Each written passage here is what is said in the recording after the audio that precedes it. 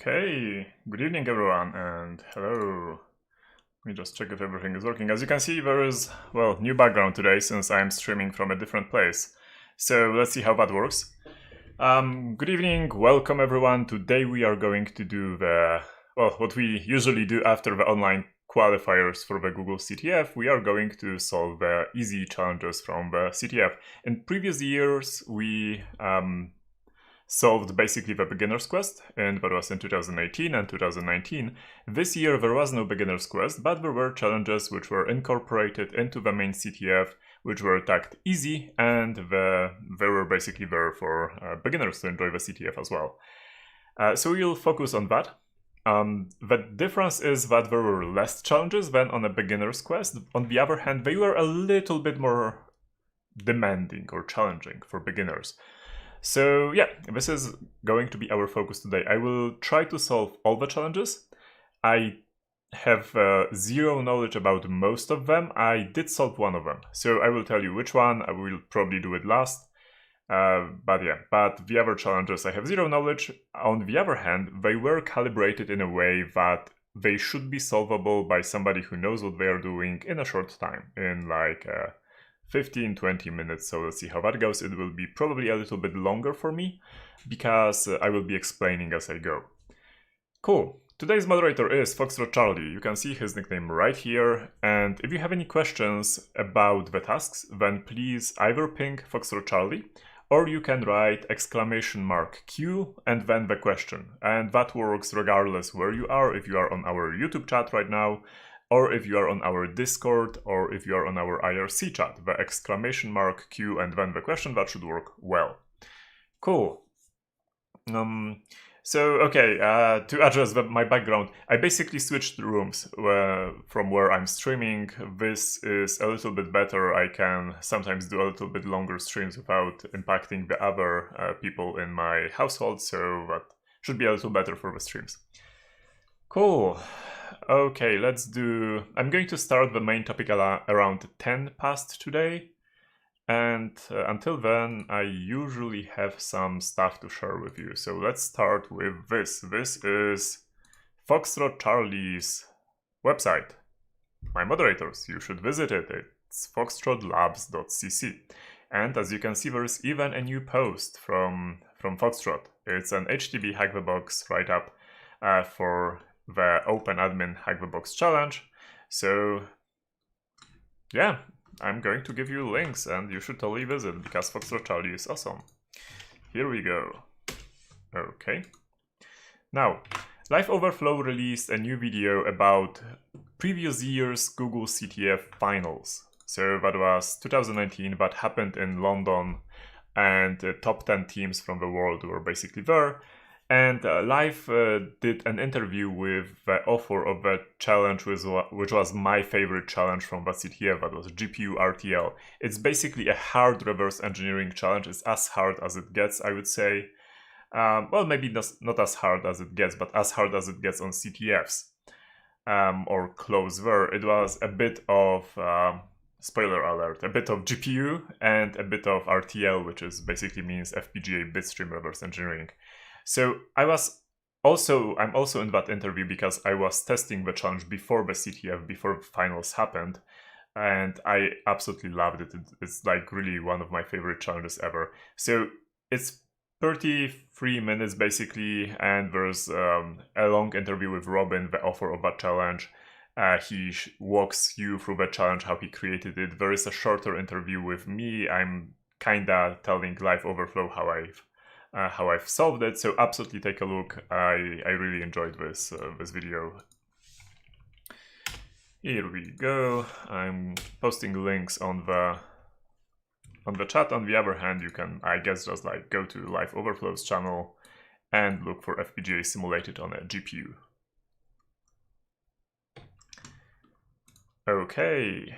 Then Zeta2 made this wonderful website where you can find all different security video creators or security live streamers. So yeah, there's like a lot of amazing people here. Do check it out, and there will be more people coming as well. And the order is randomized, so like yeah, like don't tell your friends, hey, he's like the first person on the list or she's the first person on the list of like the name, because it will be randomized when you enter it probably.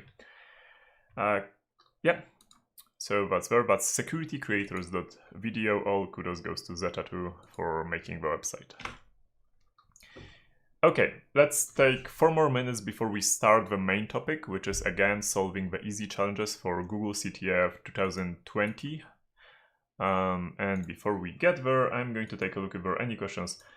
There's one question. Oh, by the way, speaking of questions, I will be answering questions which are, I will be basically asking after every challenge if there are any questions related to that challenge, and I will be answering only the questions related to that challenge. And all the unrelated questions, I will be answering them at the end of the live stream. So we'll do it this way because I know there are usually more people interested in the challenges, and so yeah, let's pack the content at the beginning of the stream, and then we can have a little bit more relaxed chat about other stuff that you might be interested in. Cool. Okay. Do you think Google CTF should be conducted for under 18? That's not a question for me. That's the question for, I guess, lawyers. So I have no comment on that. It is a good question. It is a fair question, absolutely. And that's actually the end of the question. So I guess we can get started right away. Let's talk about a little bit about the CTF. So the CTF usually had 2 parts, right? There was the online qualifier, and then there are the on-site or offline finals, if you will, which took place in the first 2 years, I believe, in Zurich, and then in London at the Google offices. This year, well, this year is special because, you know, why, right? So this year there is the only Google CTF is the CTF which took place last weekend. The prizes which you can see here were already prizes which were awarded to the top 3 teams of that CTF. And that's kind of the end of the Google CTF for this year. That being said, there is still going to be one more non-CTF event for the teams, for the top 16 teams, but more information on that later. It won't really be a final. This was kind of a final and the qualifiers at the same time. It will be a different event, a non-CTF event, still with security and challenges. So yeah, there will be some more information coming about it later. So let's not dwell on that. There is still the write-up competition going on, so if you're going to write a write-up, and you can still submit it until, I don't know until when, we can check until when. Until FAQ, where can I submit write-up? Here we go. Until 31st of August, so that's still, what, 5 days? Something like that. And you can win prizes from 100 to 500 US dollars, or 0. Because, well, this is a competition. You can read all the details in the rules, in the CTF rules, and if you want to look where the rules are here on the wonderful website. So the website address is capturetheflagwithgoogle.com, or I think here is a better URL, is like g.co/CTF. Cool. I think the CTF itself went good. Like for this size of the event, I think it went really good. The challenges were pretty amazing, or so people are claiming. If you look at the public voting, right, then there are a lot of happy people there, as you can see. So cool. I'm really happy about that. Congratulations, obviously, to Paysten, MSLC, which is another amazing team, and PPP. I was laughing that this is like this top 3 looks kinda like a repetition from 2005, 2012. Like these are, you know, pretty old school players, which is amazing. Yeah. Okay, now do we have to register to see the challenges? We don't, obviously. We can just do challenges here, and we can see the challenges. We cannot submit the flags if we do this bypass, but that's okay. So yeah, now, as I mentioned, each category basically has a challenge. I don't think each category, but most of the categories have a challenge which is labeled easy.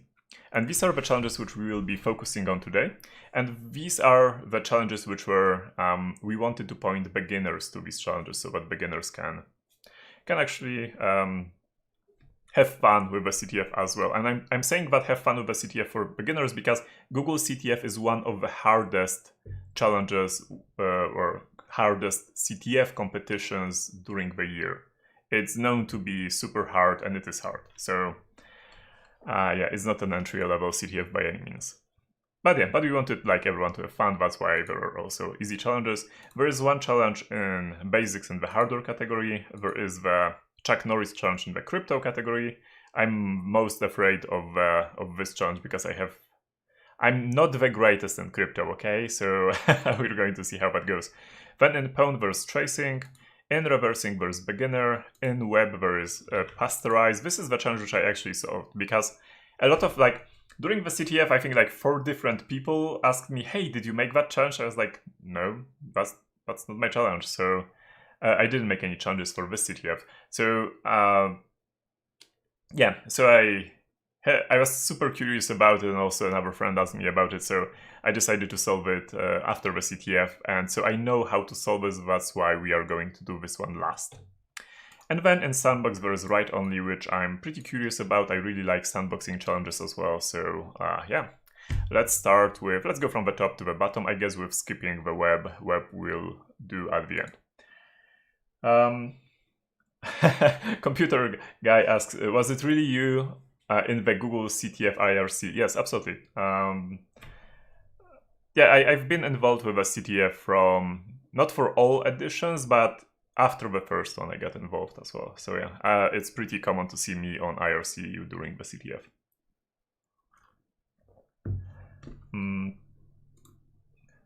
Any tips for documenting solutions for CTF so that I can solve similar challenges in the future? A typical way is just to write a write-up. So like take a look how other people write and publish write-ups about how to solve a challenge and do something similar. That's probably the best way. Will the challenges be uploaded to GCTF, GitHub repo? That's a good question. If you Google for Google GitHub GCTF or CTF, you will get this, and maybe let's Google for CTF. Yeah, you will get this repo here on GitHub. Google/Google CTF, and then there will be some open source, or actually most open source challenges from previous years, and this year's challenges will also be open sourced. Probably after the write-up competition ends. So there we have it. Why was the beginner's quest cancelled? It wasn't cancelled because for something to be cancelled, it means that it would be planned and then cancelled. It wasn't planned from the beginning.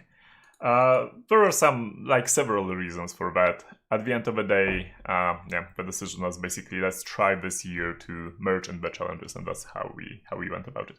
Cool. Okay, so if somebody could note the time, we can, so that we can do a menu later.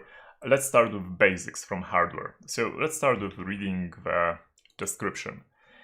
With all those CPU bugs, I don't trust software anymore. So I came up with my custom TPM. Trademark will be filled soon. I guess that means a patent, but that's fine.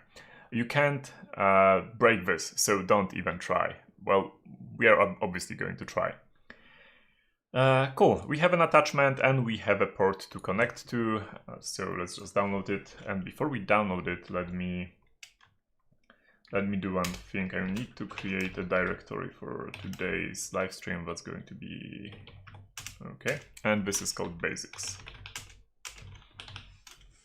Okay, so I'm downloading it. It's being downloaded. One note, by the way, these are obviously zip files, but for some reason only Chrome correctly sets the zip extension. And for others, you just have to figure out these are zips, but this isn't really part of a competition, and this isn't supposed to be hard. It's like you run file on it, file tells you, hey, it's a zip, and that's it, right? So it's pretty trivial for any CTF player to figure it out. Okay, so we get, let me maybe open a Linux console for this one.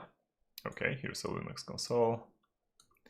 And after extracting this file, the name of the file, by the way, is, I think, SHA200, no, that's 552, let's see, SHA512 some, and let's, yeah. As you can see, this is the name of the file, and this is the checksum of the file, and it's supposed to match the checksum of the file. This basically just tells you that, hey, I downloaded the file correctly, and the actual correct file is on the server as well. So it's pretty typical in CTFs, it's not part of a challenge.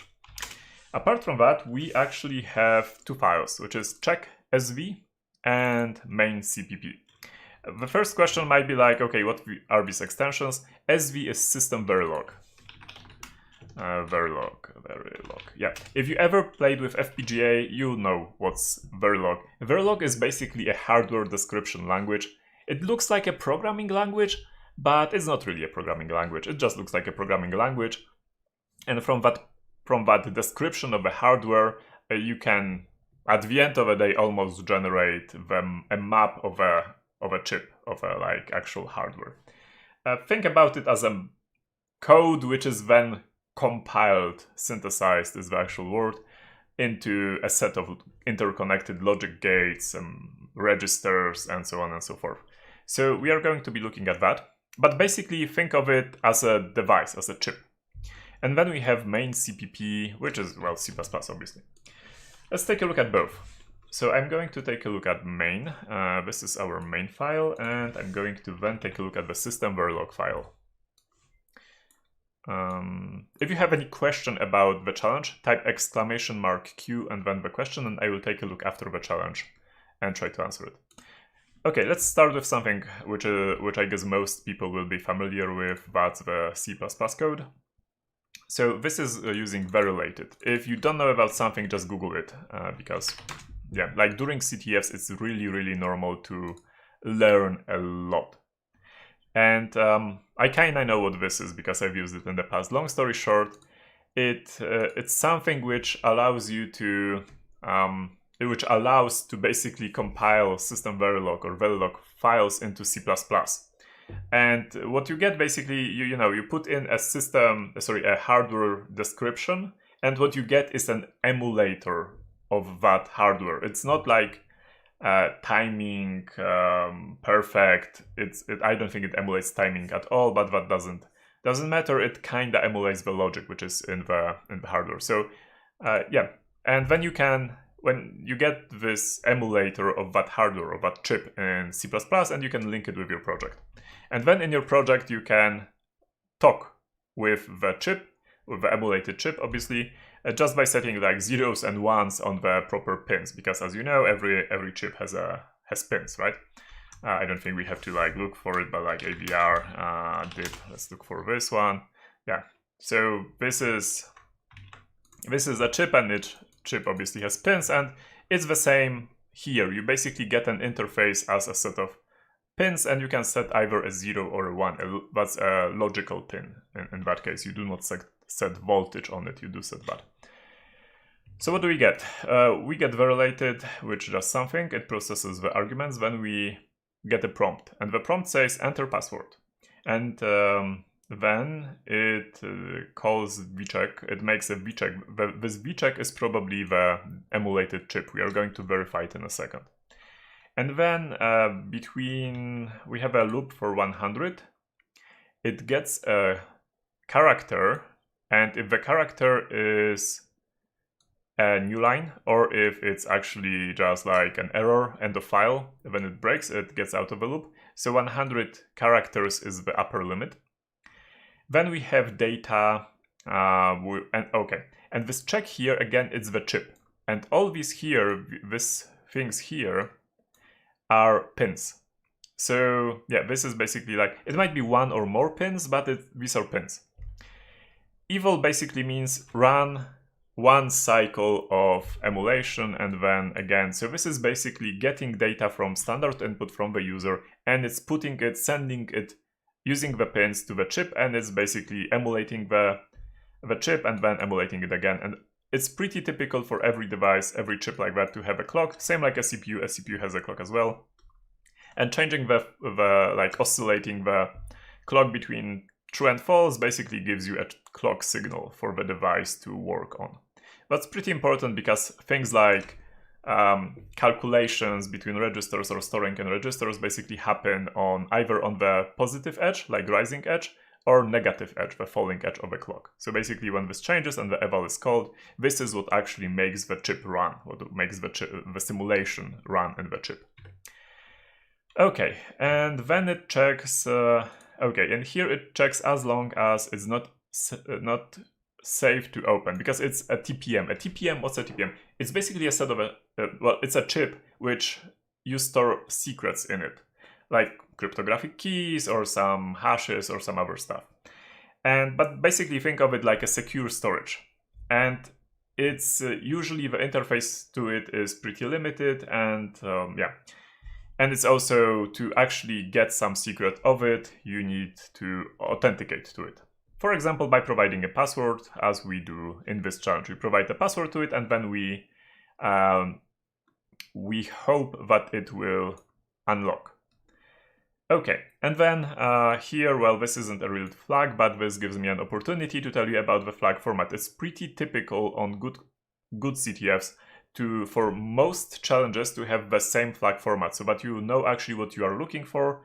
And it also makes some challenges a little bit easier, because you can do some kind of plaintext attacks, but let's not go there yet. Yeah, so that we know that the flag will always start with CTF and a curly bracket and always end with a curly bracket. And yeah, on the server, because as you remember, we also have an IP address and a port which we can connect to, the real flag would be here. So yeah, our task is pretty clear now. We need to figure out a password which then is sent to the chip. And then the chip will, after this last evaluation, is supposed to say, okay, this is the correct password, or say, no, this is not the correct password, and in this case we get this sad smiley face with long eyes. Cool. Now let's look at the system verilog, the actual description of the device. So if you know assembly, it's going to be a little bit easier for you. If you don't know assembly, then it's fine. You don't need to know assembly to solve it.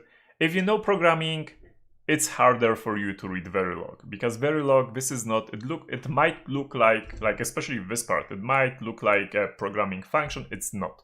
Remember, this is compiled into a set of logic gates. I don't think it will matter in this case. So what do we have here? We have here, this is the module, the name of the chip is check. That's why we have this name after a verilator actually compiles it. Then we have input pin, clock. Then we have, okay, is it 6 or is it 7? I think that's about 7 more pins. Sorry, 7 more pins for the data. So yeah, we oscillate the clock, and with each positive edge, probably we send in the data, or the data is actually consumed from these 7 pins. And then we have one more wire for the open safe, which basically, it's a flag. It tells us, yeah, it's opened or no, it's not opened. Then we have registers. You can think of these ones as like variables, basically. So we have index variable, which is, this is the size of it. This means it's a 3-bit variable.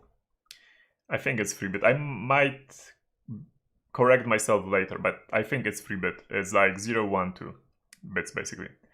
And it's set initially to 0, like all the bits are set to 0. Then we have this register 6, a memory, which basically means it's a 7-bit memory.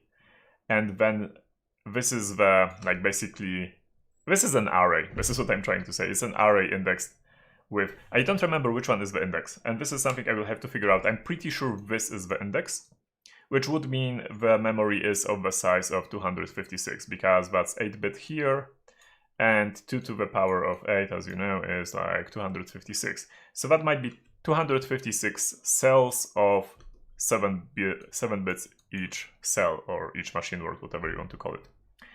So this is basically the state, which is fine. Then we have this wire. What's a wire? A wire is a wire. It's just a wire. It's connecting two things. Yeah. And there are actually quite a lot of wires. There are actually 56 wires. So 56 wires. And the 56 wires are connecting the, like, different memory cells. Like memory cell 0, that's already like 7 bits, right? So 7 7 first pins are connected to memory 0, then 7 next pins are connected to this, and so on. And this is just like connecting stuff. So we have this magic which connects wires to the memory, and the memory is a register. So you have register and then wires coming out of it, 56 wires to be exact, into several memory chips. Okay, sorry, memory cells. And now we have more wires, which is this like kittens thingy. Let's take a look what's going on here. Okay, so this is basically like a really simple obfuscation. It's like they are connecting wires in a way which are like crossing, and it's supposed to be hard for us to figure out at the end of the day, okay, so this wire, this output wire, like kittens number 17, where is it really connected to? It's supposed to be hard for us.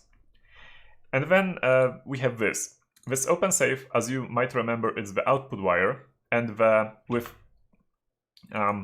it's not really with each clock cycle, because that's, yeah, let's not go into how exactly FPGAs work and how exactly Verilog works.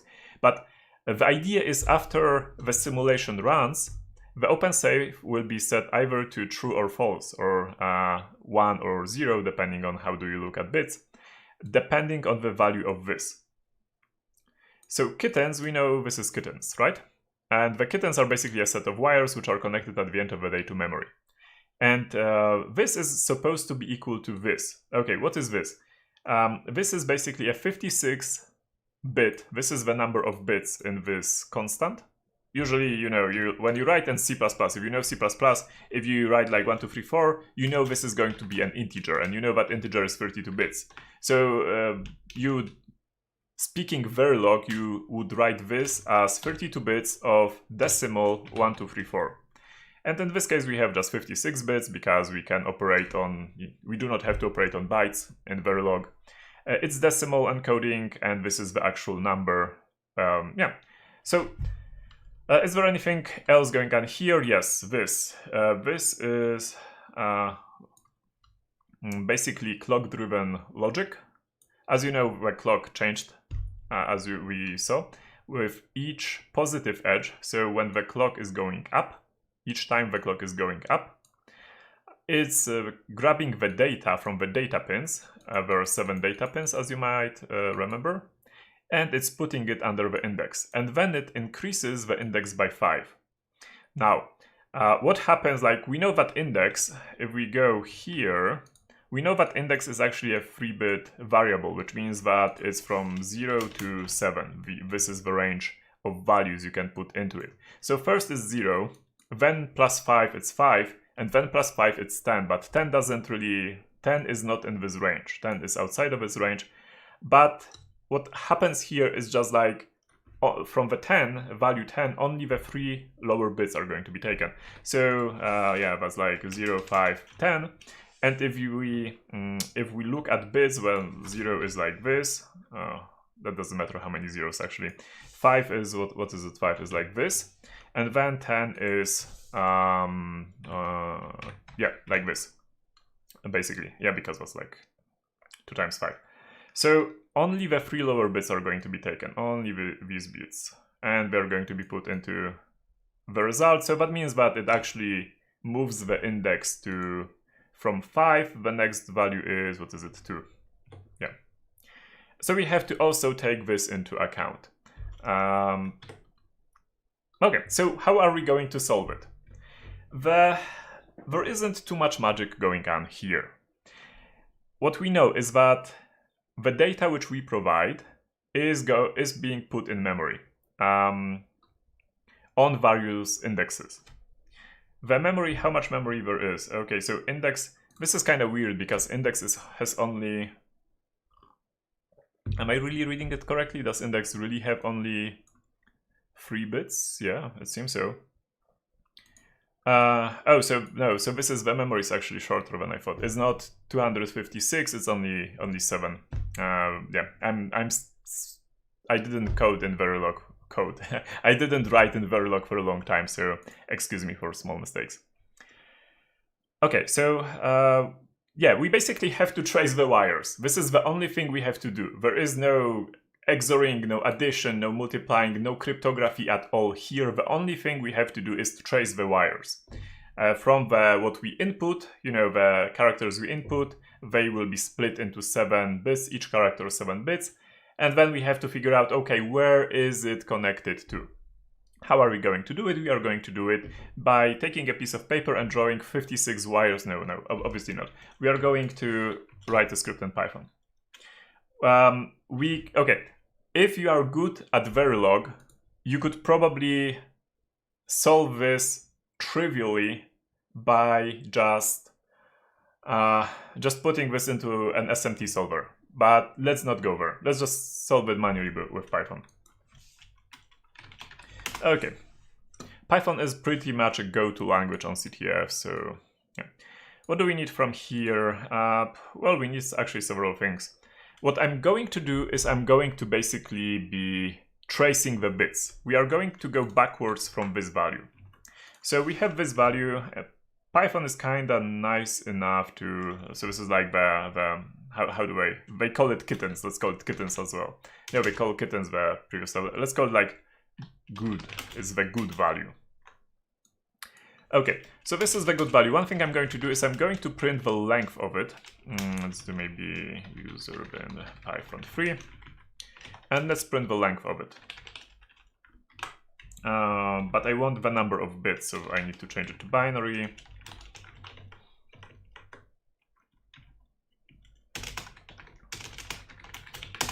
Okay, 52 bits.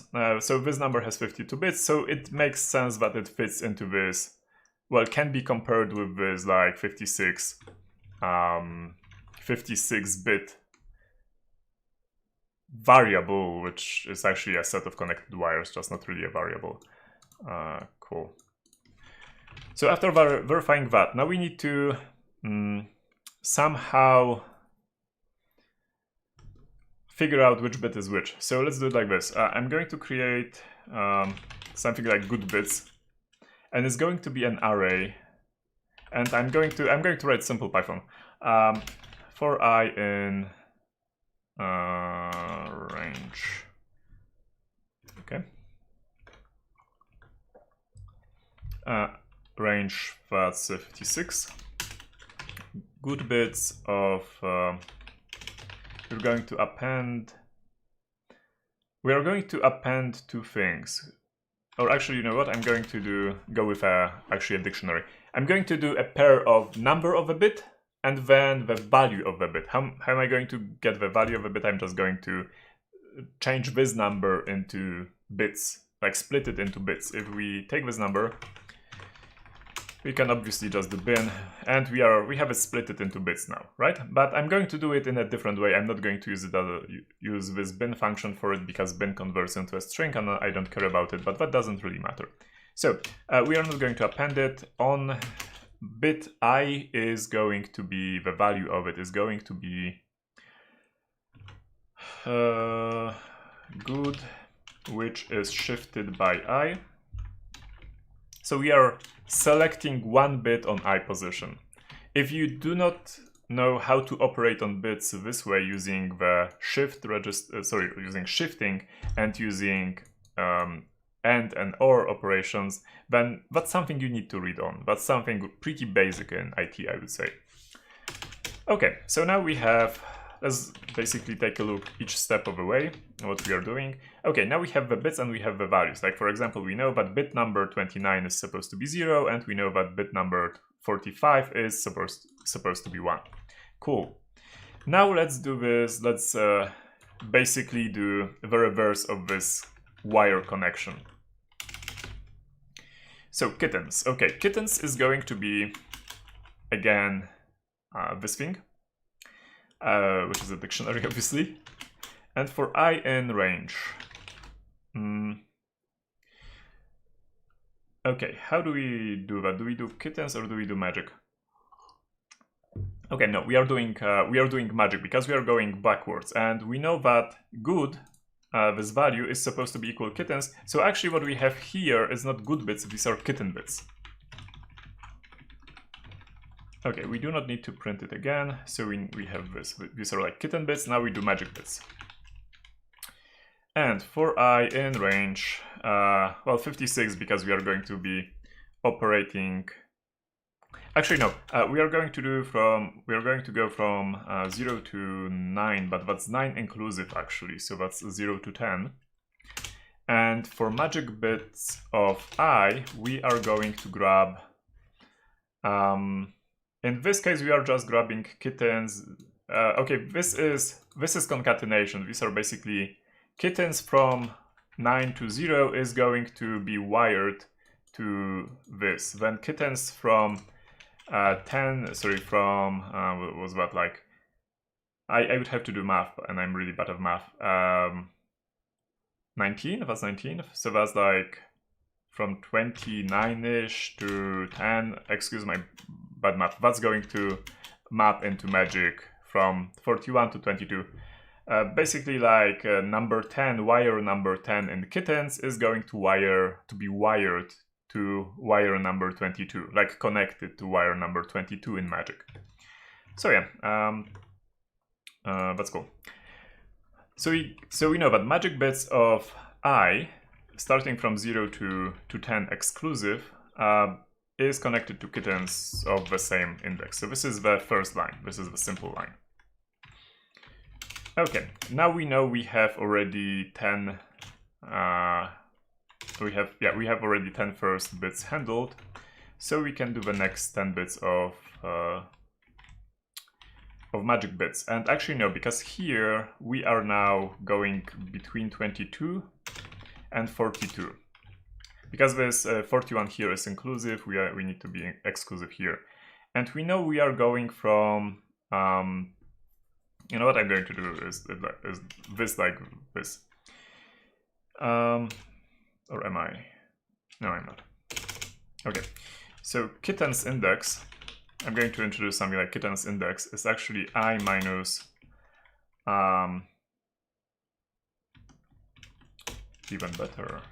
I'm going to start it here with 0, and here I'm going to increment it by 1, so it'll be a little bit easier. And here I'm going to use kitten index.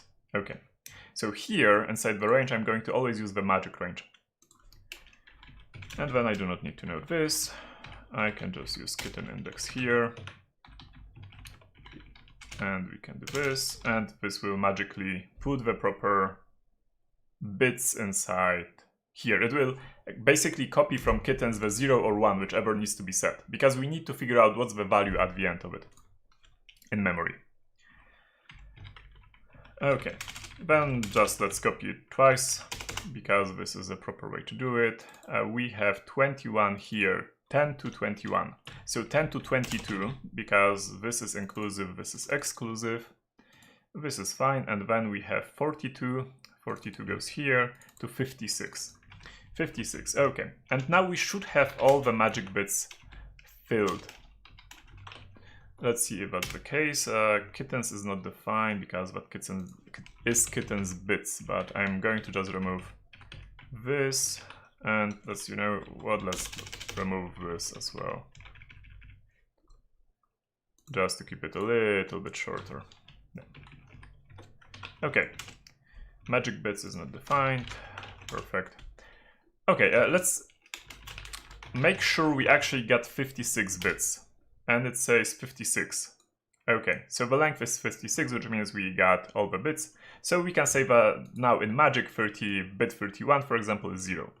So we've done it correctly, and now let's go to the previous step. This magic is connected to memory, and now we have to connect it to memory. Each memory is 7 bits, obviously. So we are going basically to do the same thing as we did here. We're just going to need to create a memory. And I'm going to go, memory here is, these are not bits. We are also not going to go with bits. We are going to go with, this is pretty short flag, by the way. Like just 7 or 8 characters. 8 characters, that's not a lot. Especially that we know that CTF is at the... Oh no, because no, we are just looking for the password. The flag might be different. So never mind. Okay, so memory, yeah, let's create a byte array of... Okay, okay, let's do byte array of size 8. What's a byte array? It's an array of bytes. Okay, but here, each memory has like only 7 bits and a byte array has 8 bits per byte, right? Doesn't matter, we'll just ignore the top byte. And now we have to wire, or actually transfer the bits we know the values of from... Okay, from each of these places. But we need to do it in reverse. So how do we do it in reverse? Okay, we go through 0, 7. You know what I'm going to, I think, just do it a little bit different. Let me copy these indexes here. Memory list, and that's, yeah, let's copy this. And I'm just going to remove memory from here. Like, I just need the indexes. Okay, here we go. This should easen up the code a little bit. So, we know that magic bits number 0 to 7 are connected to here. Okay, cool. So for mem IDX, mem byte IDX in memory list, we need a magic index this time, and it will be incremented by 1 each time.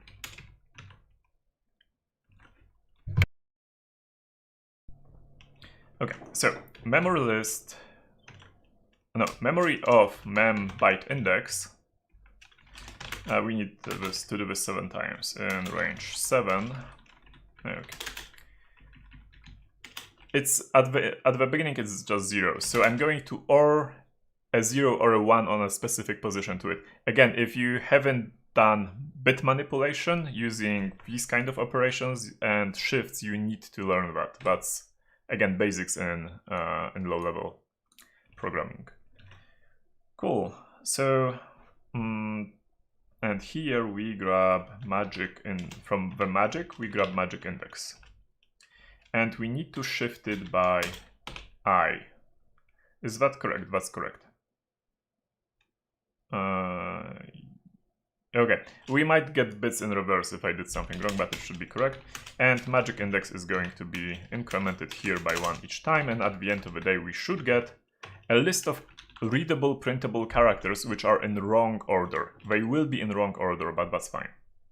Not memory list, we need to do this. Okay, yeah, LMBO, these are printable characters, which I'm quite happy about. I might still have gotten some bits wrong somewhere, but we'll figure it out later. That's fine. I think there's a space also here, right? Because I'm missing 2 characters, which isn't great. I don't like to be missing 2 characters. But we will figure it out later. Cool. So now the last step which we have to figure out is this indexing, this like index plus 5 thingy. We have to kind of do the reverse of it. So how are we going to do that? We are going to, well, basically run this. Let's just run it. Like for I in range 8, do IDX is they start with 0, IDX plus equals 5. But what they do here is that they again do the modulo on only 3 bits, right? So we have to emulate that as well. So IDX plus 5, but only 3 bits. So again, bit manipulations, 7, this is going to grab the lowest 3 bits for us, and we can just print it, like print IDX, and we will know the indexes, where the data is written, and we can go backwards then. So yeah, these are the indexes, where the data is written, which means we can do a mapping. So let's do a mapping. We do mapping of which way do we go with it? Of index we put either. Okay. And we can print the mapping here. Cool. Okay, so we know that 0 is 0, 1 is 5. Okay, and having this mapping, do we care about having this mapping, by the way?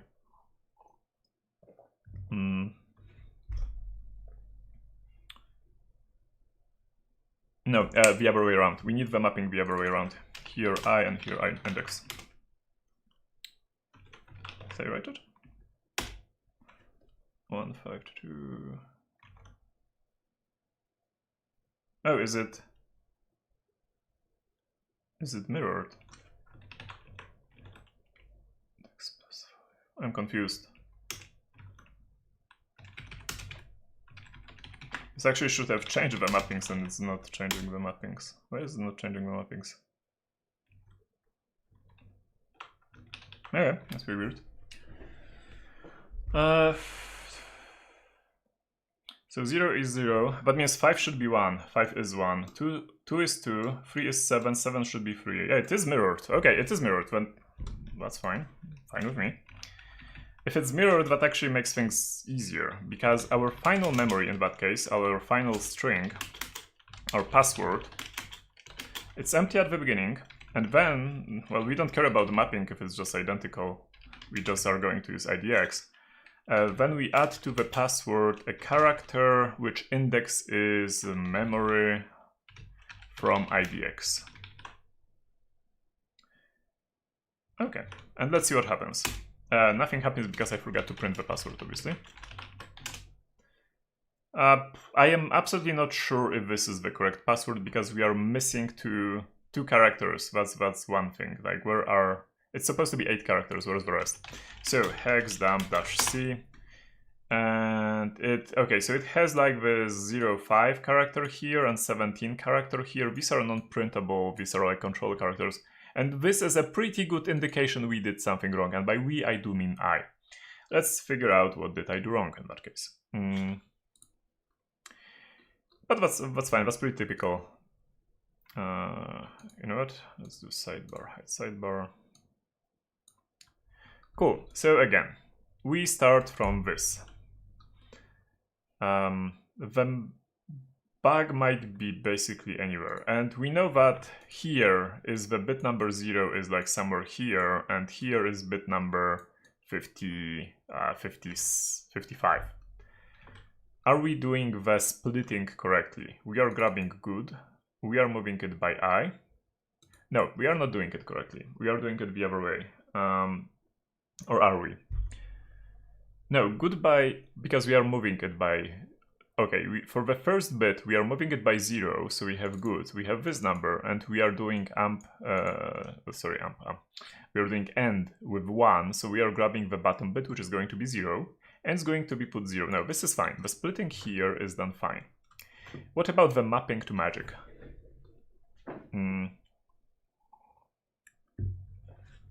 Okay, we have a range from 0 to 10, 22 to 42, 10 to 22, and 42 to 56. This is fine. So kittens at index 0 to 10 are going to be mapped to magic at index I, where I is... Okay, so this is fine.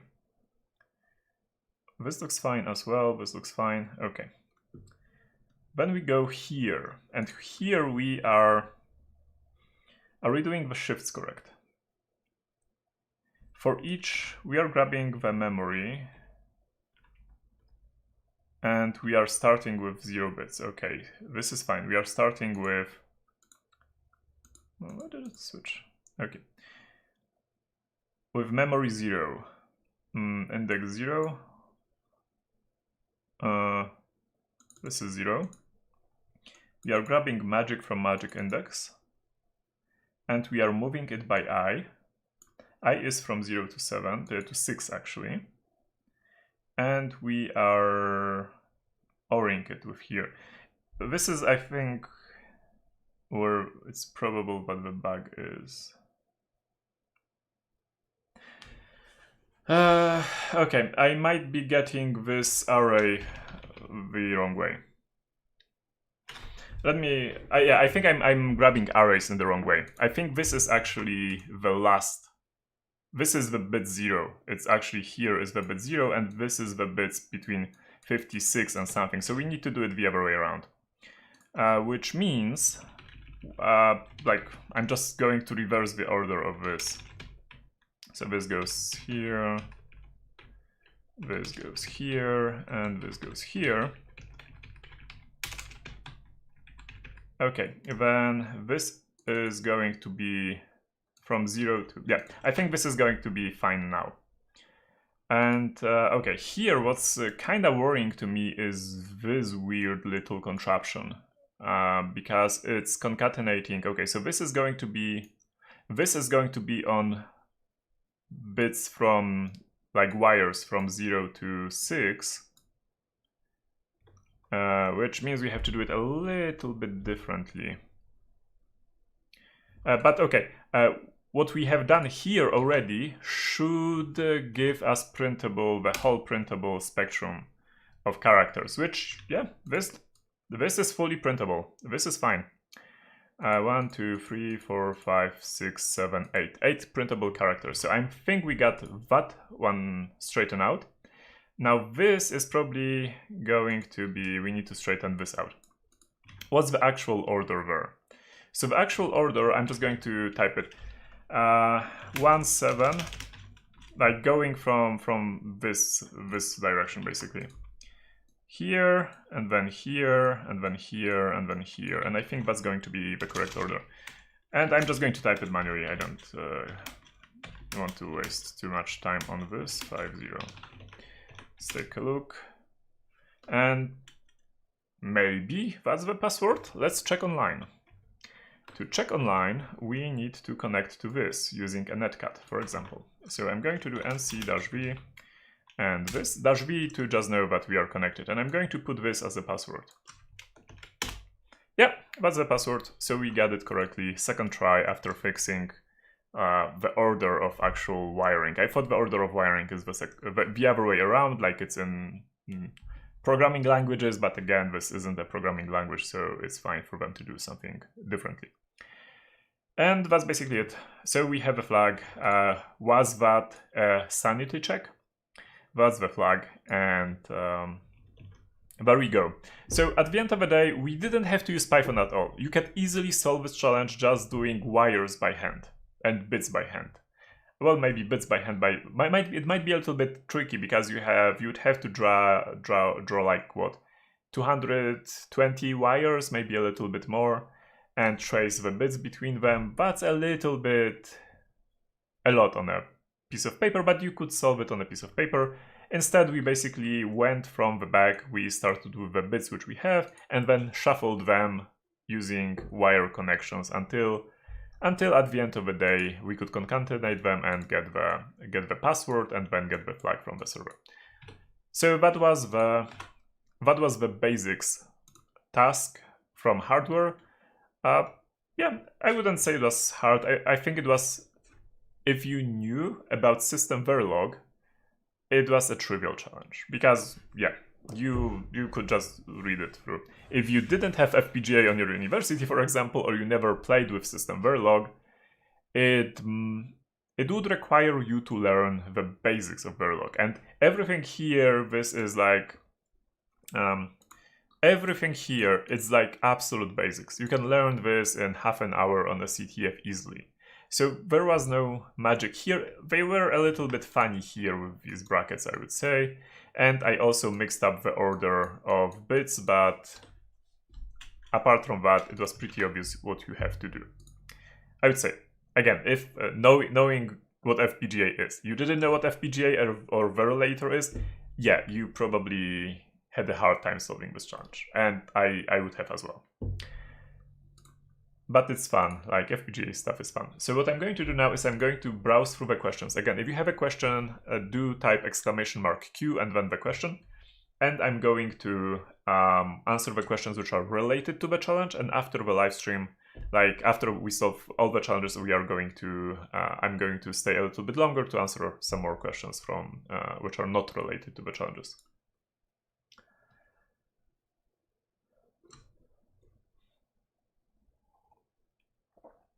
Oh, Riskusovnik writes that I could have used in Python 3 if I do this bit length. Okay, it doesn't end bit Thanks. Okay, I didn't know about this function. That's pretty amazing. Cool, cool. Thank you. I didn't know that. Good tip.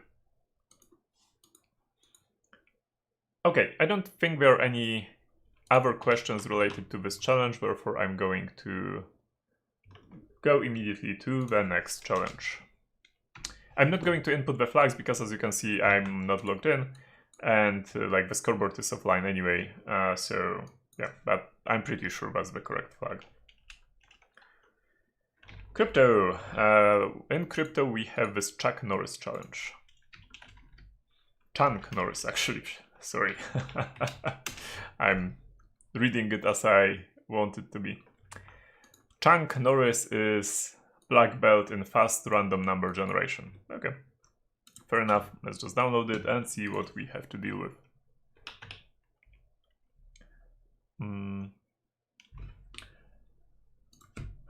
Sorry, there's another question, which is a really good question related to the previous challenge, so I'm going to quickly answer it. Couldn't that be brute forced? Only 8 characters for the password. Yes, it could be. That's another way to solve the challenge, is to brute force it. You just compile it with the verilator and then you brute force it. Absolutely, it would be a good solution. That's not even 8 full bytes. That could be brute forced. Or could it be? But that wouldn't be fast. It would take some time to actually brute force it. And I'm not sure if you could brute force it on the CTF. Maybe. If you do it correctly on several GPUs, yeah, easy. But otherwise, maybe not. So I don't think it would be easy to brute force it. It would be easier to, if you know what you're doing, you just put it in an SMT solver, and an SMT solver would do the trick for you. If you're curious about it, look about my FPGA reverse engineering from the challenge TPM 2137 I've done some time ago from KrzaQ from Dragon Sector.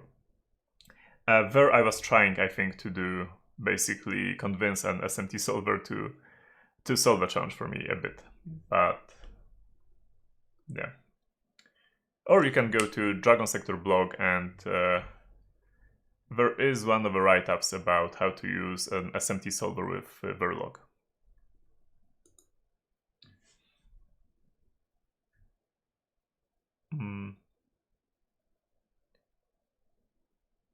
But okay, so there's a question about like specifically how to solve it using that way. I'm not going to go into that because that, first of all, I would probably fail doing that, and second of all, it would take a little bit of time to basically explain what's the approach.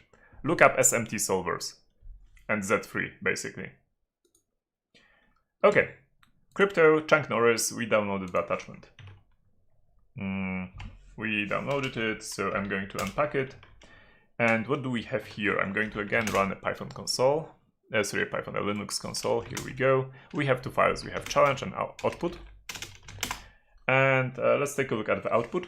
I'm going to, okay. Oh, interesting. Okay, if you do know anything at all about cryptography, when you see N and a long number, E and a short number, and C and a long number, you know we are dealing with RSA, which is asymmetric cryptography, basically using some not too complicated math. Like, as far as cryptography goes, okay, that's not super complicated. It's pretty ingenious though. And what's the challenge in that case? The other file. The other file is, okay, what do we do here? What's going on here? Okay, so this was probably the file which was executed on the flag. We do not have this flag file, so we cannot really run it. And this is what we got. Cool, so what's going on here? It generates 2 prime numbers, because in RSA the private key is 2 prime numbers. Then it sets the exponent to, this is a default value and nothing wrong with it. Opens the flag, and then does hex, well, basically grabs the prime numbers. This is going to be funny, because this isn't... Okay, never mind, let's talk about it in a second. It writes down the E number, and then it does the... It raises to the power of n, to this power, to the power of E modulo n. Oh, you do not see it, perfect. It's just like... which is a pretty common way to encrypt something in RSA. And then to decrypt it, we would have to have... we have to raise it again to the power of the... not E, but there's actually a proper number which we have to raise to it. And I'm going to show you the math in a second. But what's probably wrong here is this like generate prime number. Maybe there's something wrong with how the prime numbers were generated. So what does it do? It does... okay.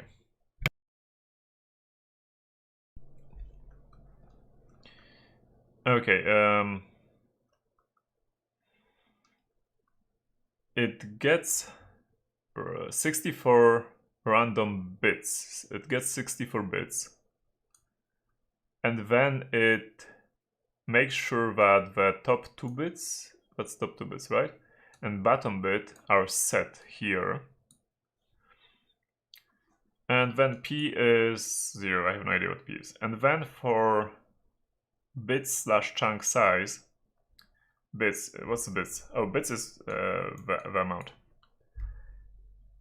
Oh, that's interesting, it actually generates the bits only once. Why does it generate them only once? It should generate them a lot of times. Okay, anyway.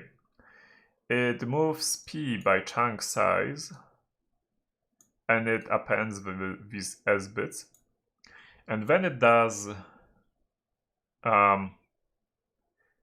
S time A, this is this weird number here, times S. S is, again, the random bits, and this is all modulo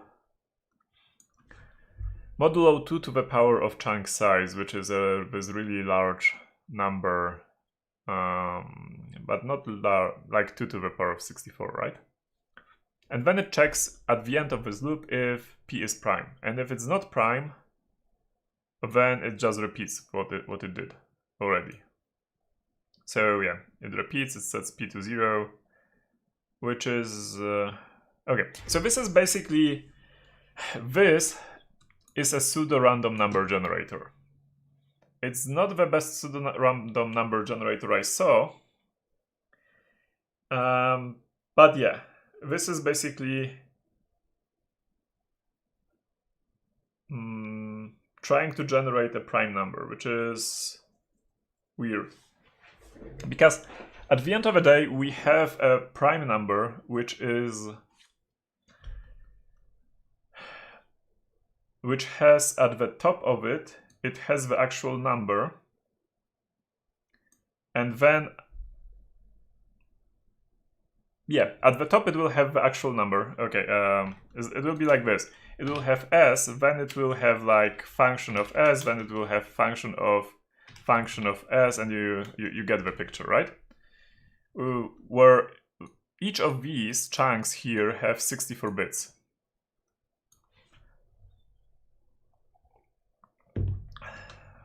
And apart from that, we know that these bits are being set. I wonder why do they set these bits? Maybe there's the reason.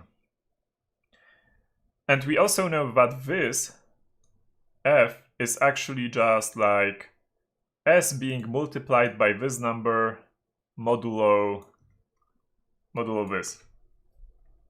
So yeah, this isn't too great, because if we even have a chunk of probably any chunk of these numbers, we can maybe recover S, and if we can recover S, we can recover the whole prime number.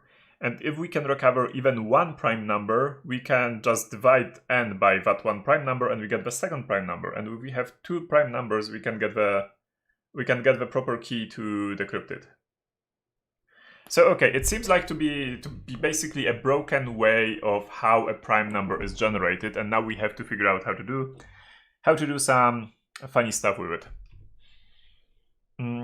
Okay, so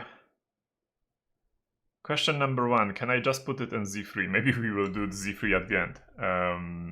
Anyway. So what else do we know? We know that this is the flag which has been risen to this power modulo this number. And this number, this large number, which is... let's use the cool trick which we just got taught by Liz.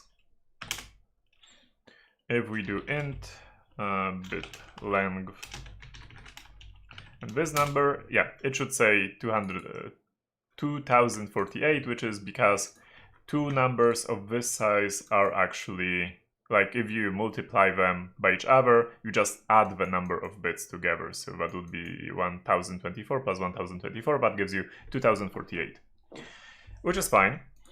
And then we have to, okay, what is this get rand bits? How does it even generate how does it work? That's a good question. So import random. Let's run it for 64 bits. Okay, it just returns a number. If we do like bit, we can see which bits are being returned. You can notice that there are like different lengths, but that just means that at the beginning here there are some more zeros. Cool. What do we do now? This looks like math, which is the scary part. Okay, so what do we really have? We really have, at the top, we have two numbers, right? That would be prime 1, like P1 and P2. And one of them has like, at the top there is S, and here let's call the second one Z. So like the first prime number, let's call, like this random number, let's call it S, and the other let's call Z. And these are like 64 bits chunks, right? So I'm just going to write concatenation. And then that's on the top. The next one is A times S modulo 64. I'm not going to write modulo 64, but that will be obvious. So like modulo 62 to the power of 64, obviously. And this is, actually, let's do it like this, Z times A. And then the next one is S times A squared, because we just like are multiplying again by A. Squared. And so on and so forth. And at the end we get like, I don't know, like I cannot house like this by 6416. So I guess at the end we get like something like this. A times 15, yeah, it will be 15 because this is 0, 1, 2, and 15. It should be something like this, and here the same. And each of these, again, each of these are modulo this value, so it's never going to be larger than this. Okay, and then we are calculating n, and that's just a multiplication, which means we are actually getting, you know what, I'm going to do a couple of more spaces. We are actually getting S times Z, then we are getting S times Z times A squared, and so on and so forth, right? S, Z, A to the 4th, and so on. Okay, so this is our n. Does it allow us to... Oh, and the other thing we know is that we know that these bits are set. We know a couple of bits here, like both S and Z. So S bits of, like what is this, like this and this are set to 1, and like same with Z. and bit 0 is also set to 1. So here and here. I hope this, what's the length of this, because that may not be... and bit length. Yeah, 64, that's fine. Cool. So we actually are missing... What happens if we just divide this by... but we do not... Can we factorize it? Can we factorize it to... Maybe we can just factorize it. What's the size of this, by the way? Because it's not as easy as I'm writing here, I think. It's a little bit more complicated. Okay, what do we get at the end? Because we get... it's a little bit more complicated because we get overflows doing... so this is like plus C actually, where the C is the overflow from this.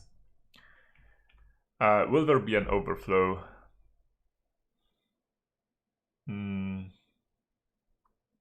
Okay, I'm sorry, you're going to have to witness me trying to multiply two things. Multiply this number by this number. And that's actually, that's B times D here, then D times A here. These are digits, and then we have C times B here, and then A times C here, and then we basically add this stuff, right? So we add this, and yeah, if we add this, it might actually, there might be actual overflows, which is going to be annoying. So the best number we should operate on is at the end, because the number at the end will not have any overflows. So it might be a little bit easier to actually get the proper number.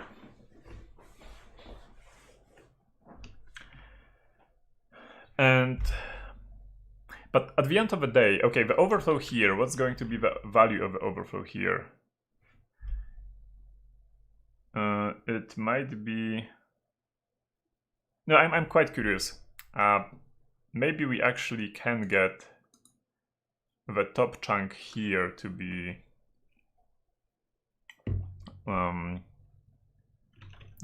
sorry, I need to do one test.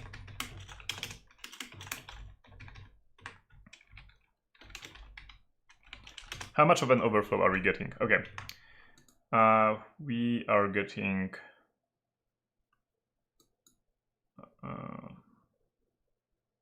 oh, that's interesting. But that's because the numbers I've chosen.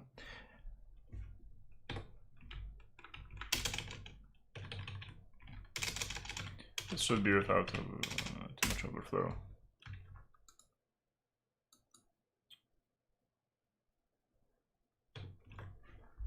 Yeah, I'm wondering if we can just grab the top 200, like 128 bits and factorize it. 64 bits is 8, so that's going to be 16. And if we, maybe if we factorize it, that would give us the proper value already. Is there any factorization online for like, how do we factorize it? I didn't factorize numbers for a long time. Integer factorization. Well, if you're wondering what factorization is, basically like having it's basically prime decomposition. This is what I'm talking about, is that you have a number which is a multiplication of two other prime numbers, and you want to get these prime numbers. This is basically the factorization I'm talking about.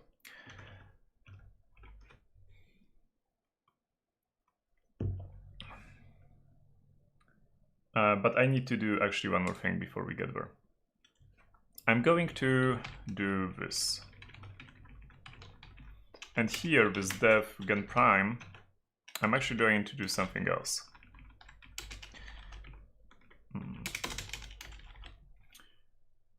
Or you know what?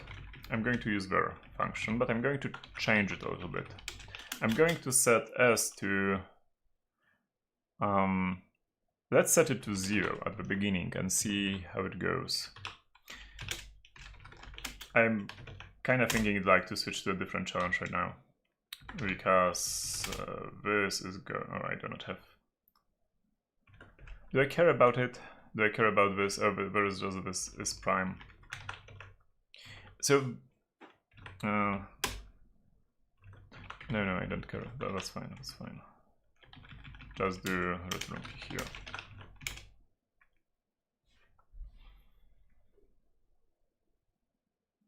Okay, so yeah, we get this at the top. Why? Because, well, these are zeros, right?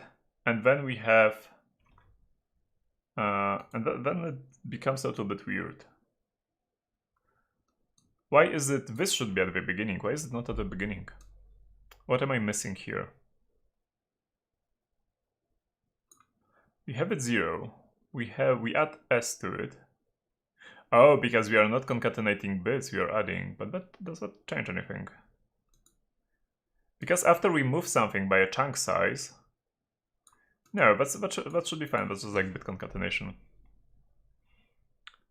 And the next one is just this is just the size of the chunk size. You know what, let's print s here, because I'm a little bit worried about one thing. No, it's fine. Like, all these numbers are less than 64 bits. We can do again the trick. And bit length. See, I really like the trick. Yeah, it's always less than 64 bits.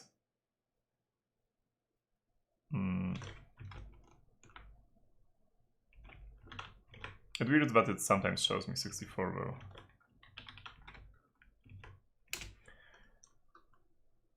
though. Okay.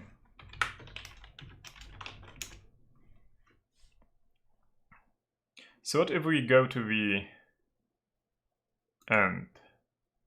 At the very end, we have this number.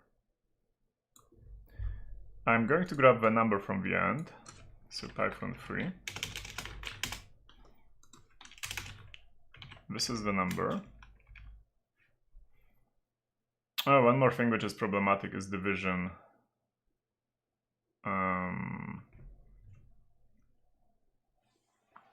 Yeah, I think we'll have to factorize it.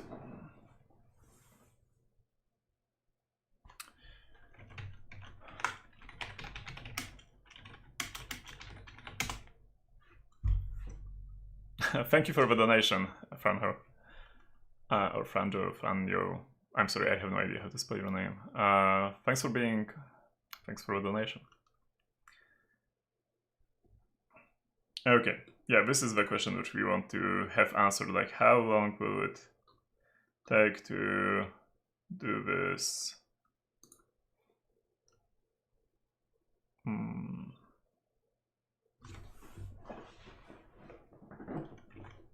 You know what? I'm thinking of leaving this for later, because I'm pretty sure I'm pretty close with the actual solution, but I'm not good enough at crypto to be able to go with the math. So let's leave this challenge. Let's focus at the end of the live stream on it. And for now, I'm going to switch to a different one, because this will be me trying to figure out how to factorize a number and which number should I factorize in the first place. Yeah. So. Okay, I'm going to do one more try, which is basically I'm going to like factorize Windows, like Linux, maybe Windows fast factorization.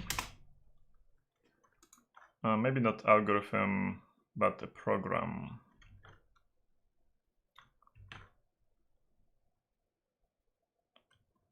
But I don't need an algorithm, I need a program. How to first factorize RSA. Okay.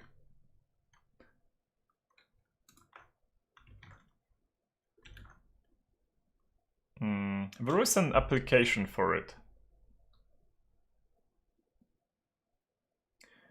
If anyone remembers what application you use for factorizing, prime factorizing.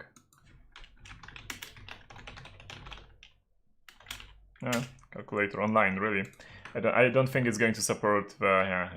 I don't think it's going to support 13 digits, we need more than 13 digits. Yafu factor db or Yafu. Do I have any of them installed? I don't have this one.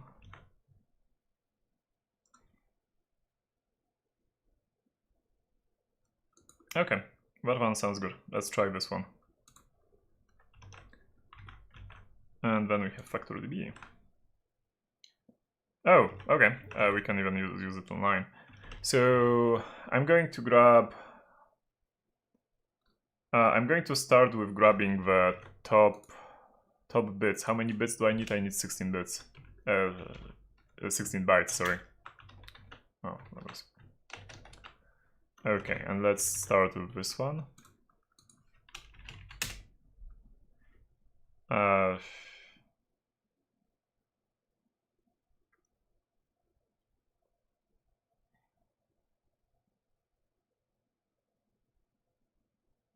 What am I looking at?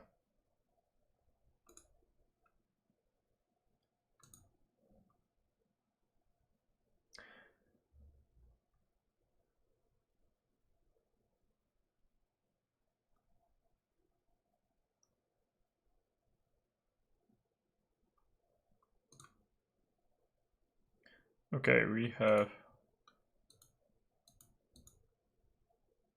I don't know how to use it. What about the iPhone? Did it download? Okay, downloaded. Let's go here, trunk Norris. Oh, this is nice.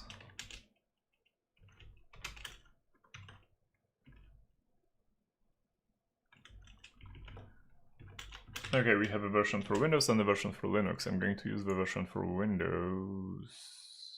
Just let me make the font a little bit bigger on the console. Yahoo! Yahoo! X64. Okay, it does something. I have no idea what it does. Is it waiting for the number? 1, 2, 3, 4. Answer is 1, 2, 3, 4. Okay, perfect. Python. Let's do 1, 2, 3 times 70.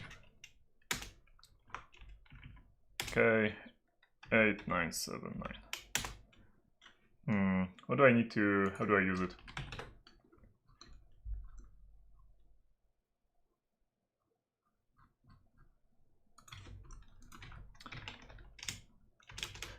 Factor. Okay. 8, 9, 7, 9. Okay, that actually works. Nice. Factor. Let's do OX 1, 2, 3, 4. Let's see if it actually. Okay, it actually also works this way. Perfect, perfect, perfect. Thank you very much for recommending me this tool. We are going to try to use it. And it might not find the proper result, because I might be missing something. That did do something, but I'm not sure if this is. It needs to find 2 primes, and it did not find 2 primes, so I'm a little bit worried about it. Let's go with the end after all. So at the end, the last. Let's try with last 16 characters. I think we are going to have to do with last 8 characters, but okay, no, we do have to go with last 8.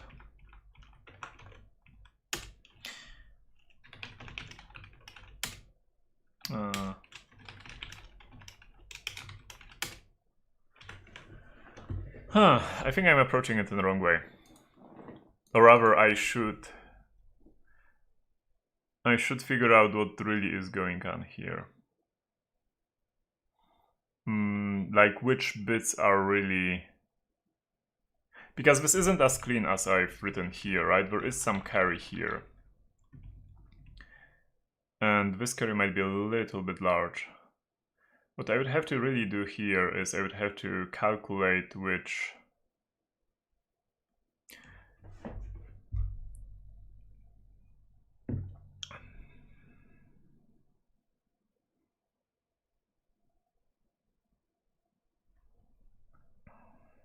Yeah, I'm kind of running out of ideas.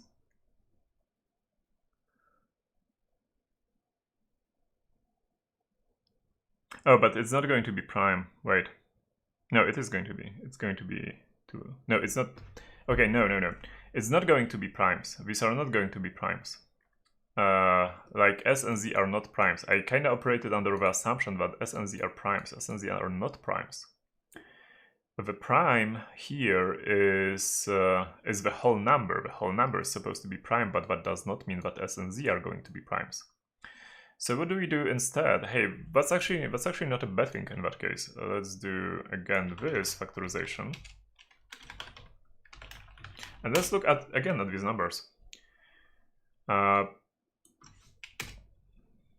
Okay, what's the size of this number? That's the number 1 question. This number and bit length.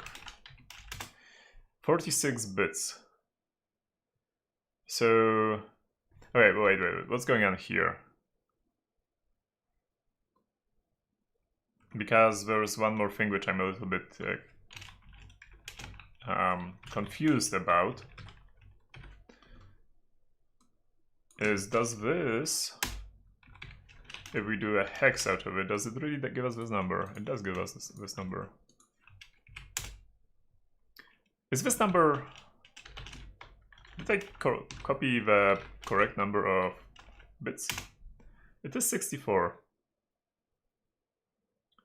Okay. Oh, okay. It is 64 bits, but it's supposed to be... Oh, because this is hex and not bytes. 32, I need to copy 32 characters. Yeah, okay, this makes more sense. Sorry.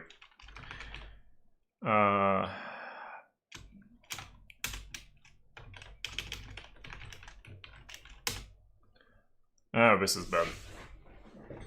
Because this isn't... This cannot be the correct result.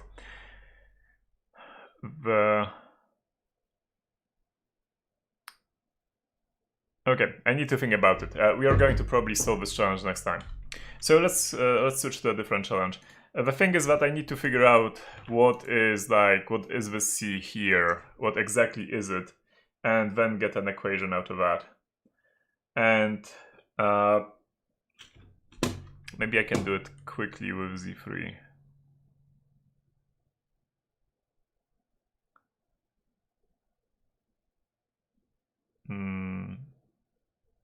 No, the numbers at the top, when they are multiplied. Let's do one more thing, one more test. Okay, we have 1, 2, 3, 4, and I want to multiply it by 4, 5, 6, 7, 8. And I want obviously hex. No, okay, the digit here, it's fine. We got a 4 here. What's the maximum overflow of 1 digit? It's going to be if we have like 9 times 9. No, but okay, I'm grabbing too many digits. That means I'm grabbing too many digits, folks. I should have been grabbing... I was grabbing before the correct amount of digits, I think.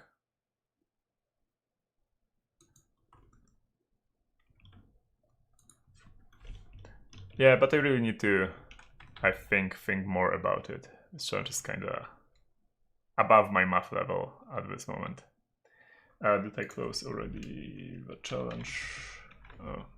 Okay.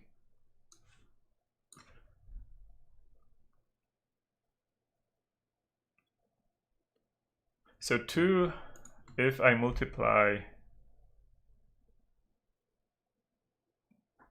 Okay, if I multiply OXFFFF time and do bit... What is it? Bit count, bit length. Am I getting 32? I'm getting 32, so 16. Okay, so this is fine. No, so I really should be.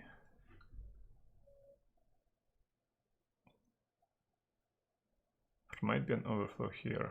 I am missing something. I'm missing 1 bit somewhere. But I should really be grabbing. Okay. Yeah, let's do it later. I need to think about it a little bit on outside of a outside of a live stream because it will take me too long to figure this one out because I'm not good enough at crypto. So we are going to, unless you have a really good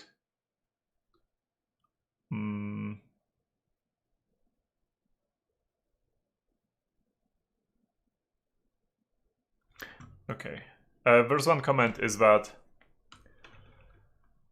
the RNG used here, this should not be used for crypto because it's MT and MT is a little bit broken. MT is broken. I don't think this is an MT attack though. MT attack is a little bit more complicated, so I don't think that's relevant here. Oh, maybe the fact that we have the bits set here are going, it's relevant a bit.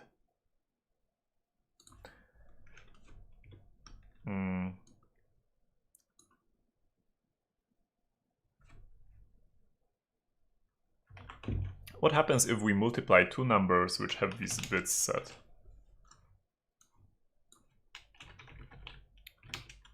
So let's do Python.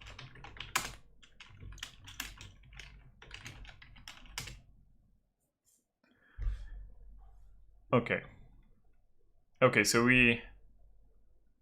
can we verify that the actual as you can see, I cannot leave a challenge alone. Okay, that's fine. Can we verify that the same bits are being set here? I need 32. Is this 32 characters? It's, I think 32. No, how many characters is this? This is 32 characters. So I was doing the 32 characters, okay.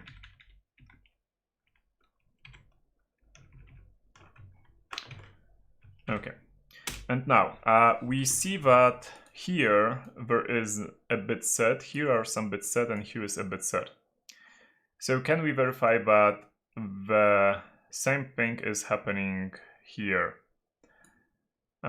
We might have some overflow here from this side.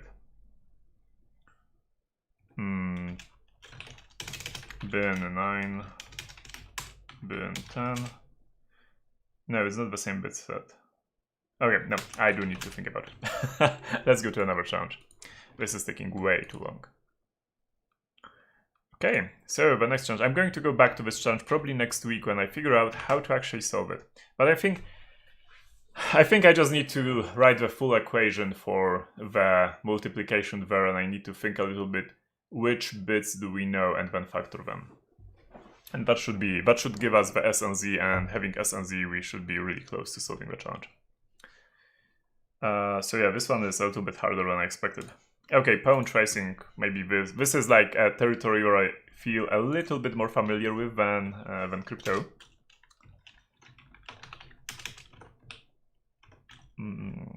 So let's download it and let's take a look. What's going on here? It's Rust. Why is it Rust? Why does it have to be Rust?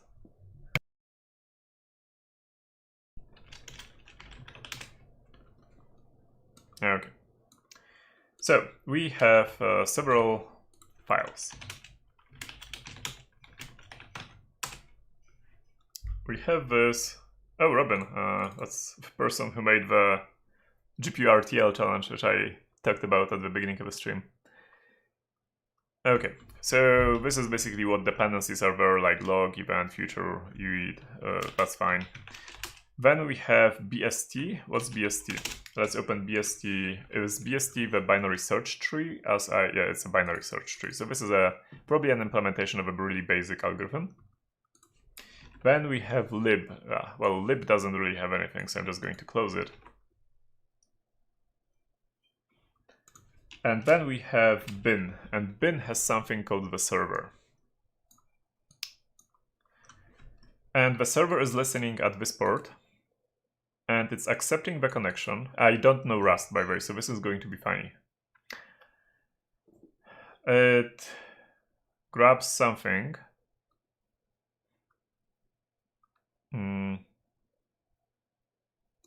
Chunks. It basically grabs 16-byte chunks.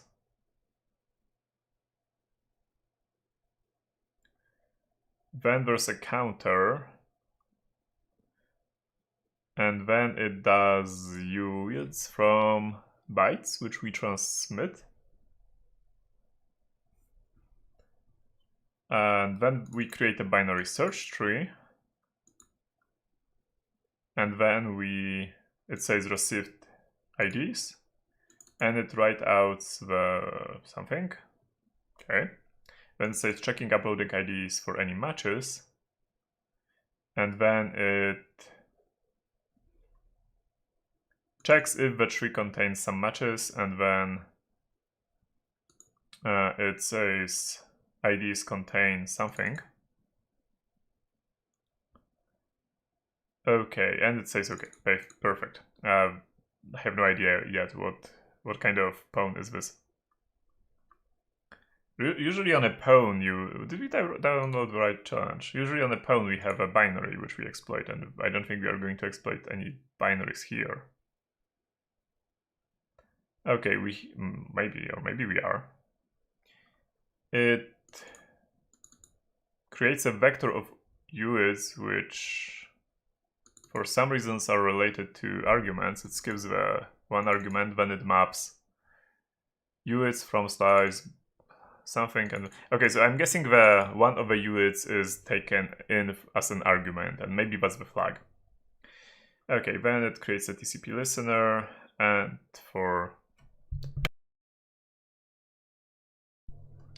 it creates a task for each of the streams, and then this is going on.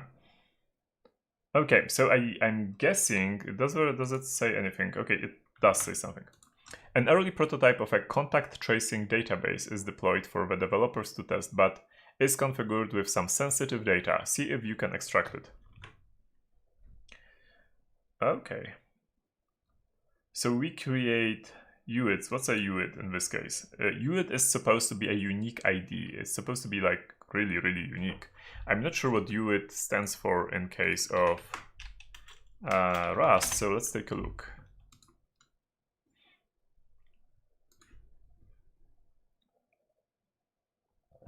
Okay. It's just UID. Okay, so that's just an identifier. It's basically just a number in that case. Yeah, like, okay. Yeah, that's just a number, a 64-bit number. Or is it 64-bit? It's, no, it's 128-bit. Of chunks, but it conflicts with futures. Okay.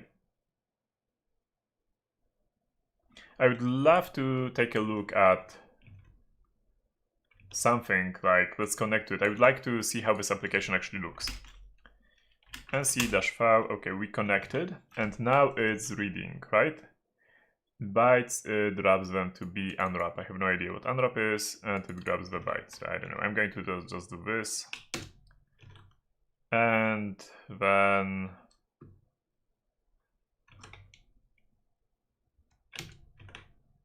and nothing happens.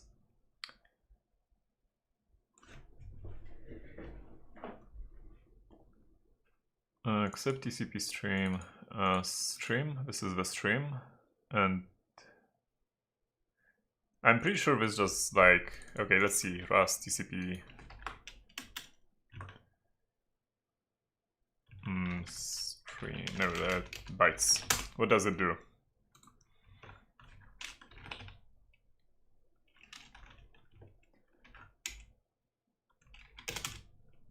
Reading bytes. Okay, this is what I want. And it's going. Okay, it's using like something else. Unwrap. Where's the interface even from it? It's probably because I don't know. I have no idea about Rust, which makes me not sure what is really going on here. I'm not sure what bytes unwrap is. Bytes unwrap Rust.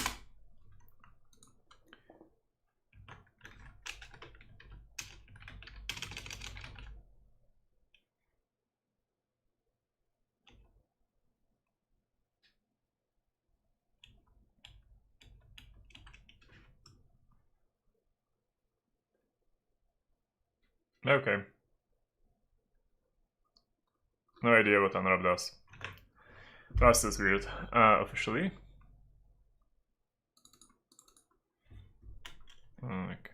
And where's this chunks thingy? Rust chunks. Oh, there's a chunks thing.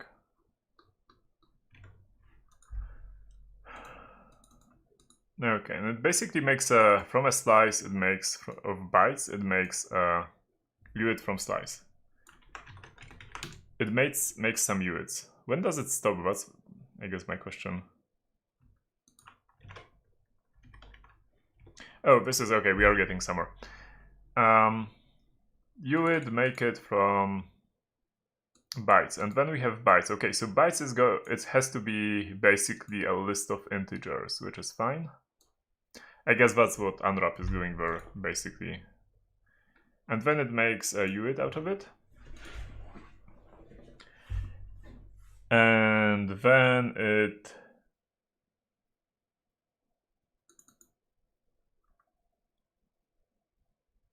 Okay, then it says it received all the... How does it know that it received all of them? There are no loops here, right? Oh, there is a loop.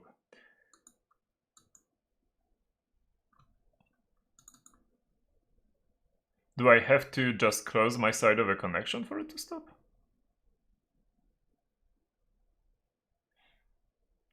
Okay, stream, write all, count to be bytes. We didn't reach this one. How do I... Okay, I don't think NC supports closing connections. I'm going to use... I'm going to just write my Python script to try to connect to it, and I'm going to close half of a connection. In TCP, if you don't know, TCP is basically not one stream of data. TCP is two streams of data. One is going one direction, the other is going the other direction. And you can say that, hey, I have this connection open, but I want to close my outgoing stream because I do not expect to be sending any more data. Maybe that's what it's waiting for. So we can take a look at that. I'm looking for my pound base. Okay, this is tracing. Okay, here we go. This is my little script to help me on CTFs, but yeah, just learn Pound tools. Do not use my stuff. But it has like basic stuff to create a connection. I don't need this. I don't need that. Okay, we are connecting to tracing, and this is the port. Okay. So we are just connecting there, and then I'm going to send some bytes there. So I'm going to send 8 times, I don't know, I'm going to send 128 A's and see what happens. And then it switches to this mode, which is fine. Okay, Python pound base.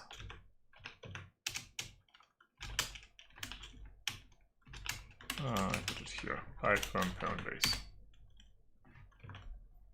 Okay, and nothing interesting is going on. So I'm going to close half of the connection. So S, shut down, and then there's like socket,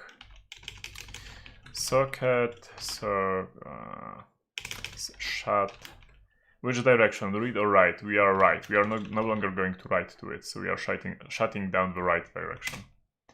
And socket is not defined because I made a typo.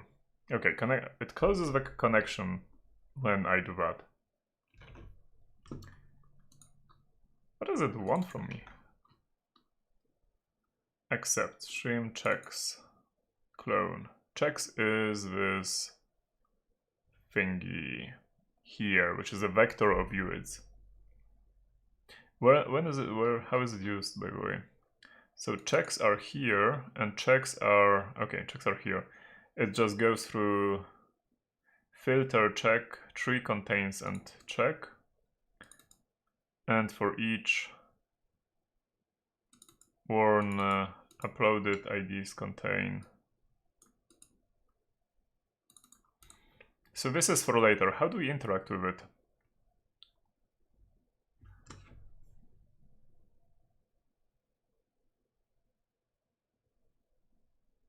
I'm not really sure how to interact with it.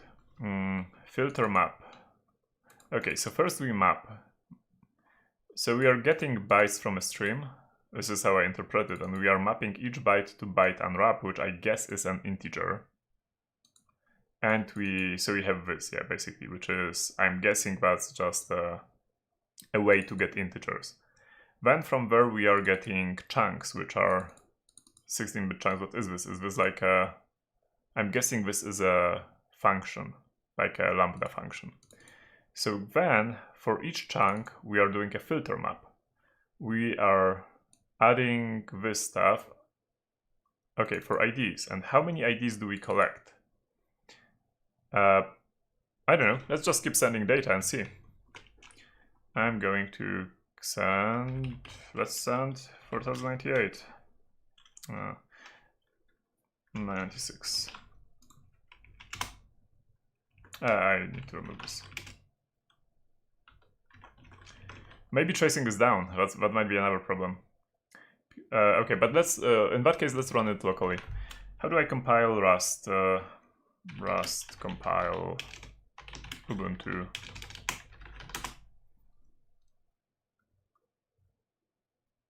Oh, unwrap is an assert. Assert, sorry. Fine.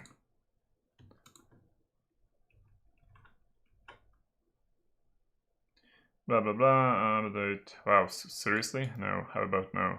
Is there like no simple way? Do I have Rust C? I have Rust C. Okay. So can I just compile it? Tell me I can. How do I? How do I build stuff with Rust? It's pretty typical on CTFs, by the way, to have to build some. Does cargo, by the way, describe this? So cat cargo. Tracing. No, it seems these are just the dependencies. Do I have like cargo something? Cargo install. I guess I have it installed, but that's.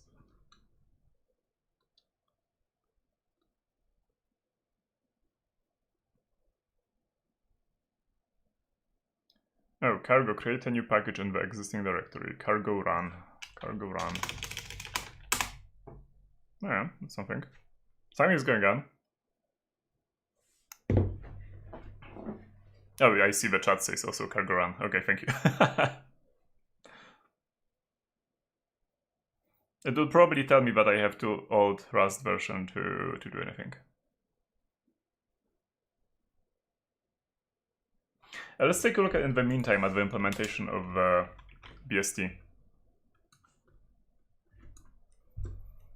So, yeah, what's a BST? If you don't know what's a BST, it's basically a tree. Like, it has nodes, like node is here, and each node has a parent. Sometimes they omit the parent. And then usually it has a value, like for example 5, and it's an integer. And then it has 1 or 2 children, left and right, basically. And then there might be like another node here with another value, like 4, and here might be... Anyway, this might not be... Oh, okay, it might be 4 actually. Or might it be 4? Let's not think too much. Anyway, it's a binary search tree, meaning it's actually sorted in a specific way that you can... I think I failed already here with making the tree. But basically the idea is like you want to get an answer to the question is, for example, like 4 in the tree, right? And let's ignore this. And you start here and you say, hey, 5 and 4. 4 is less than 5. So if it's less, then we go left. If it would be more, we would go right in the tree. So we go left. And then we say, hey, 4. 4 is less or more or equal to 4. That's actually the same, so we say, yeah, 4 is in the tree. And then there might be some more data associated with this 4. 4 might be just the key, the index to it. Yeah, and that's basically it. And the tree needs to be sorted in a specific way that in a node, like if we have a node, then the right side always has to be, usually it's larger than this value. This will be larger and this will be smaller. And there's like a specific set of algorithms how to operate on it, but let's not Go over it. Okay, build fails because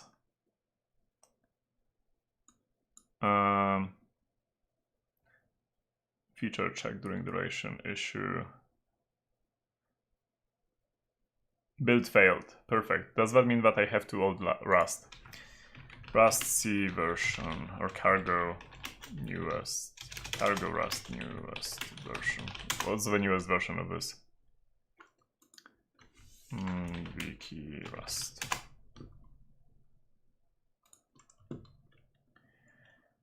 1452. I have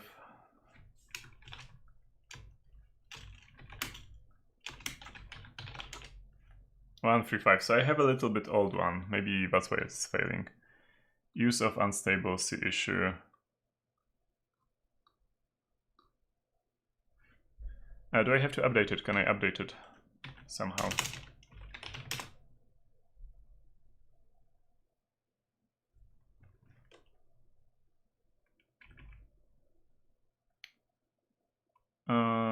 Okay, I think I need to install new Rust for us to be able to run it. So let's try to figure out how to solve it without actually running it. Unless I can do some check duration since. Where is it using this check? Okay, in some weird package, so we probably shouldn't modify it. Can I just get around this error? Like tell it, yeah, it's fine.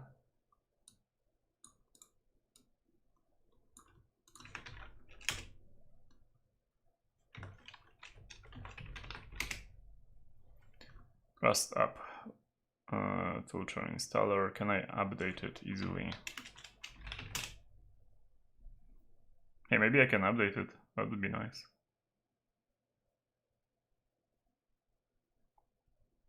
Rust is impressing me.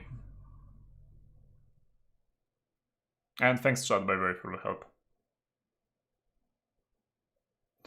On the CTF, I would normally just, ask people who know Rust how to do it.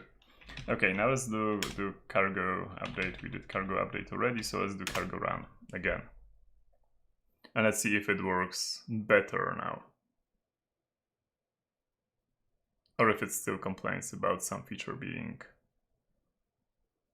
Because I would really, really like to run it locally. I'm not sure if I can even like print stuff in Rust. I have no idea how to do it, but if we could run it locally, we could at least try to reason with it a bit.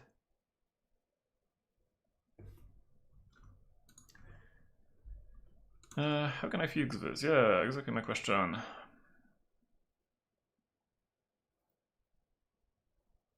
Okay, if I'm using Rust stable, unstable features can be. Okay, that's fine. But I had an old Rust, so it might be still fine. Cool. What do we have in this tree?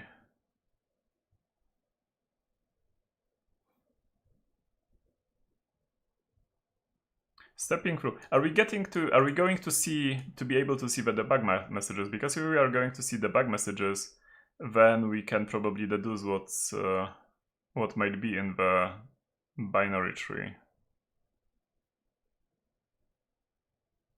Does it clone actually the check? Check clone. Yeah, I'm guessing clone is implemented somewhere here. Clone. No, it's a vector. Okay. So IDs collected, how does it?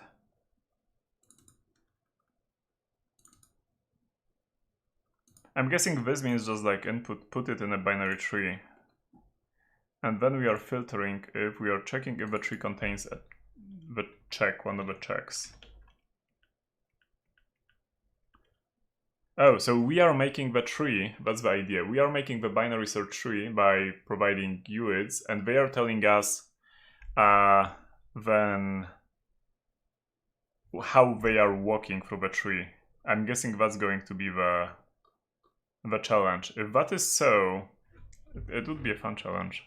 Not sure what it has to do with Pwn, it would be more of a mix, but that's still fine.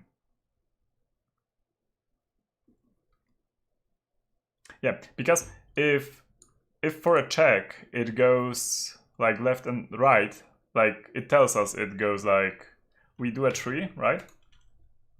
like for example like this, we put, I don't know, like 7 here, 10 here, and let's say 2 here, and then there is some value which is being checked if it exists in the tree. We have no idea what value that is, but x. But we know it first tells us, hey, I'm stepping through 7. Well, obviously it's stepping through 7 because 7 is the root. So we know, well, we don't know anything yet. And then it tells us it's stepping through 2. So we already know that, hey, it's going to be less than 7. And that's already a good thing to know. Because then it will tell us, for example, I don't know, isn't here we might have like 2 more things, right? It might have like 4 here, and here it might have 1. And then it will tell us, hey, I'm going through 4. And then we know it's actually larger than 2.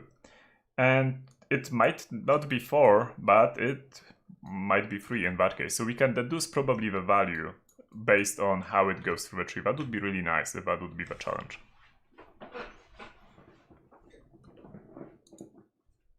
Okay, oh, it's running. It's already running. That's amazing. Cool, so let's connect to it with my, with this. I wonder if I'm going to solve like I thought I will be done by now with the challenges, and I had one non-easy one ready to solve as well, but here we are. Okay, let's do Python, phone base.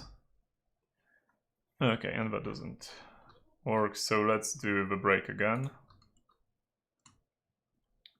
I have this shutdown, right? Oh, it also... How do you interact with this challenge? How do you tell it how many IDs do you want to send?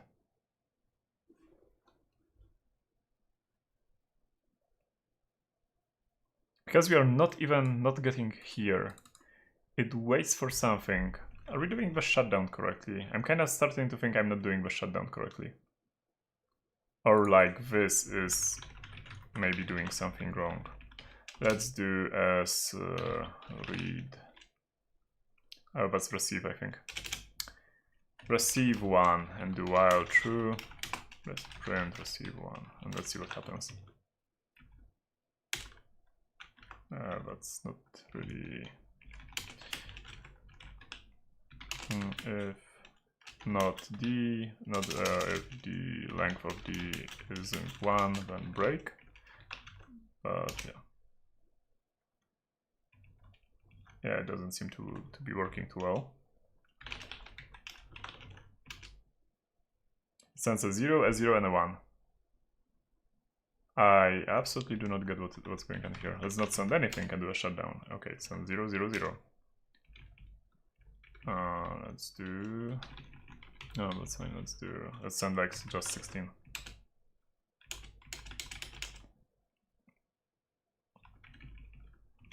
I'm not good. I do not understand what's going on with this challenge. If I don't just do this, then it's not sending to me anything. This is Python 2, by the way. That's why this is not B. Okay, you are telling me that I should be doing Rust log. That's actually, surprisingly, I knew about Rust log. So let's try it again. Oh, nice. Cool. Chat, you are amazing today. Accepted connection. Received 1 ID. Checking uploaded ID for matches. Okay, and that's fine, but my script already disconnected. So let's try it again with this shutdown. Am I shutting down the right one? I'm shutting down the writing, so I can receive later. Okay, so this actually works.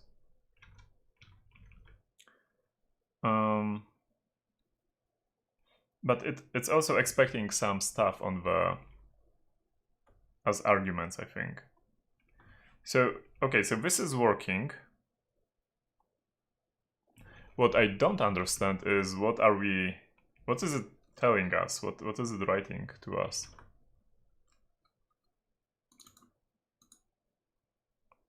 Stream shut down both. Okay, right, stream right. Where is the stream? Where's stream okay, so it's it writes count to be bytes await. That's probably 2 big endian bytes.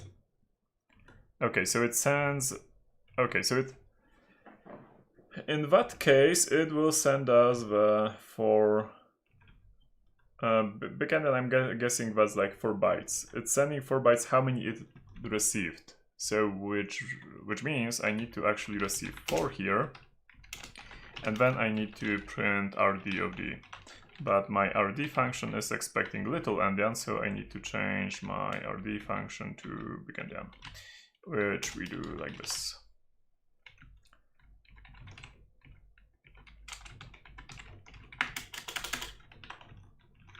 If length is not 4, then break. Okay, it says it received 1, which makes sense. Let's do this, and this should say it received 10. It received 10. Okay, so something is working. Now let's see if it works remotely the same way. Yeah, remotely is working the same way. So we are kinda getting an interaction from it, which is already nice. What is less nice is that we are not getting anything else. So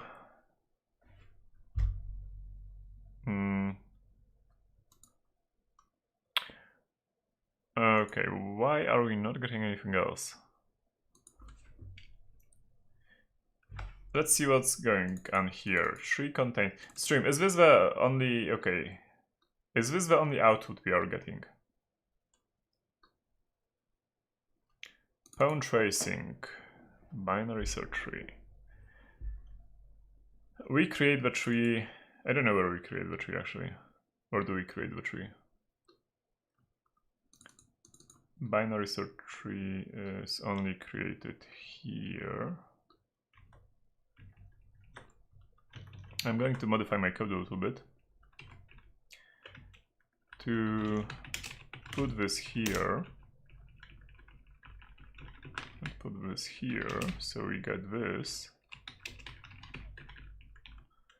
And then here I'm just going to receive 1 again, and I'm going to print it,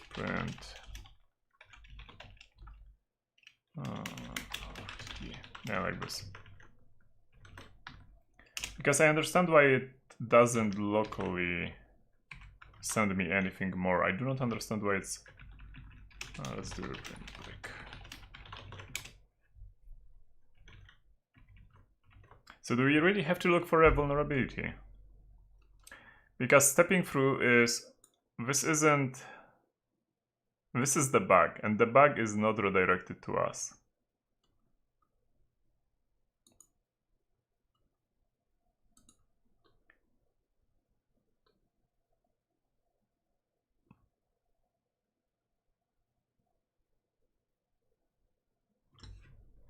I kinda expected that we actually get the output of the debug output. Because if we would have the debug output, we could easily do it.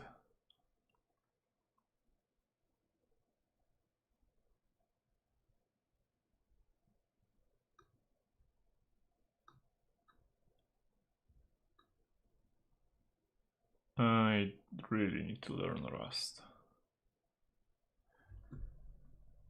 I thought actually Rust was memory safe, so that's why I'm still a little bit confused by why is this challenge in Pwn, because it might mean I am missing something. I should look for some weird unsafe code which uses weird memory, but I do not see it yet.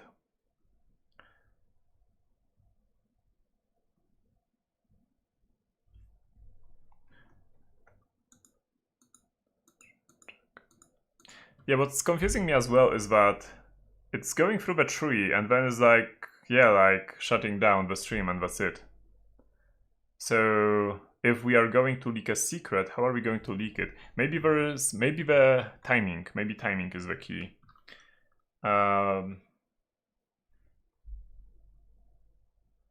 Is there any sleep here? Any sleeping here? If there's any sleep here, maybe we can do something about it.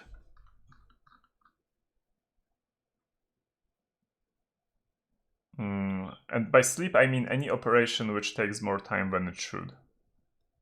Okay, so for all the checks, for all the IDs, it goes tree contains and the check.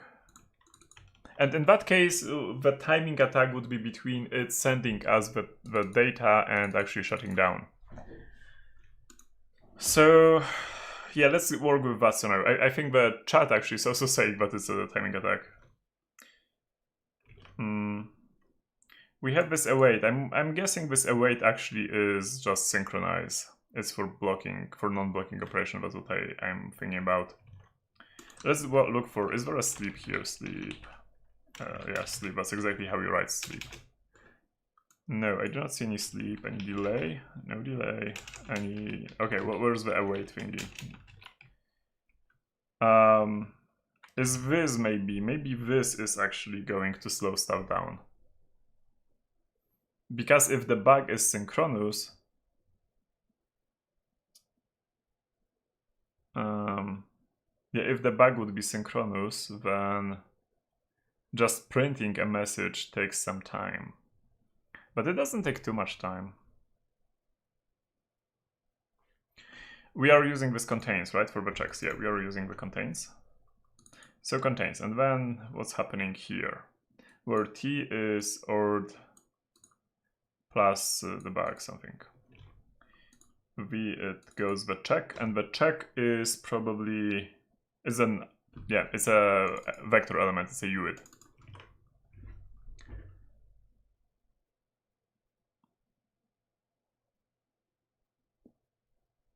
For let some inner self. Okay, self root, this is the current. While let some inner, I'm guessing, I have no idea what this means. Oh, okay, this is a lambda function, okay. Or is it just the loop? Maybe that's just the loop. Stepping through this, then use ordering, match if less or greater, then it goes left or right, or returns true. And okay, so it sets current and it goes through the tree.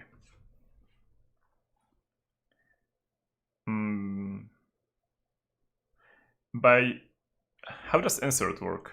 Does insert check for duplicates? Find slot. If slot is none, then we make a new slot. Okay, what does find slot do? It basically does the same. There's this unreachable here, which is interesting because currently I am sending multiple. It doesn't like me probably sending multiple same IDs. So you know what? I'm going to not send multiple same IDs. I'm going to send random IDs. So instead of doing this, I'm going to do rand. Let's say 160 bytes. But I want to do it locally because I want to take a look what's going on. Okay, received, then checking, and then why is it not debugging the BST for me? Why is it not printing anything? Like this, I wanted to print this. But it does not. Oh, because there is no check. Because a check needs to be provided from the arguments, and we did not provide anything to the arguments, so let's do, I don't know, let's do like...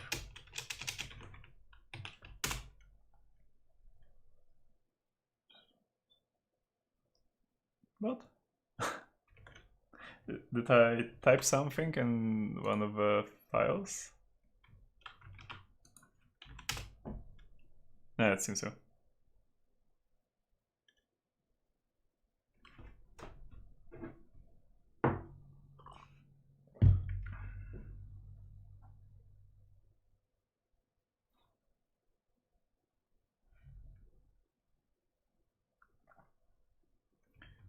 Okay, loaded checks. Okay, so yeah, this is at least working.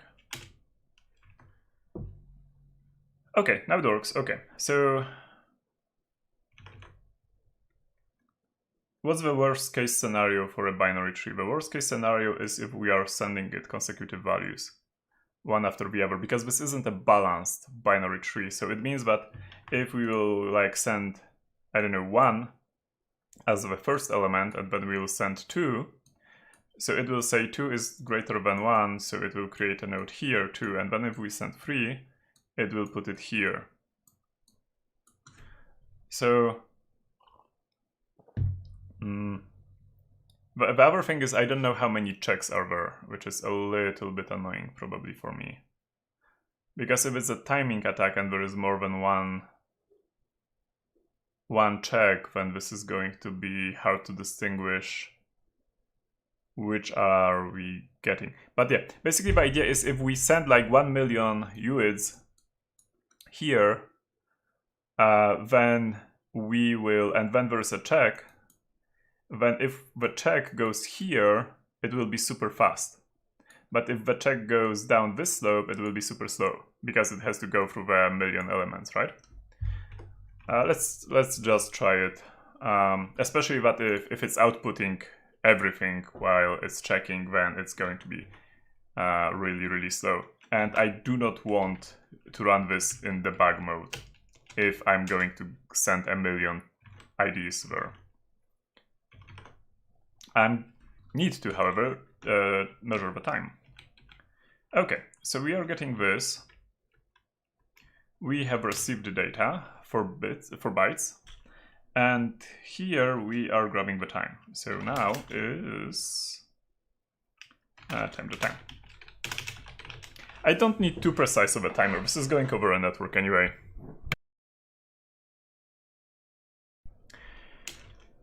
Okay, so yeah, after we grabbed the time, we can print this value, and then we are basically waiting until we disconnect. So yeah, this is this, we break, and this is like time minus now, and this is print. This is how long it took. And yeah, we are going to send a specific pattern, where the specific pattern is going to be how it's like 16 bytes, right? Is it little endian, big endian? I don't know. How do they actually unpack the UIDs? This is something we'll have to figure out. Okay, and now we do. How do we do it? Let's just make sure we get the timing right. So we start with uploading 0, 1, 2, 3, 4.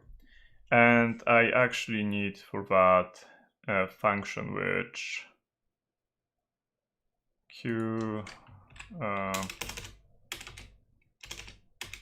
def would v and return pack, and let's start with little endian. Let's try if it's little endian. Is it going to be little endian though? I don't know. We are going to figure it out. Now it's probably going to be big endian. So let's do this. QQ, and then we have if it's big endian, then we get the top of the value first. So v is going to be. It is going to be big endian. Okay. V and moved by 64. And we need 64, just like lower 64 bits. So that's FF. That's 32 bits, 64 bits. And then we need the lower 64 bits. Okay. Cool. So A is nothing for, actually no.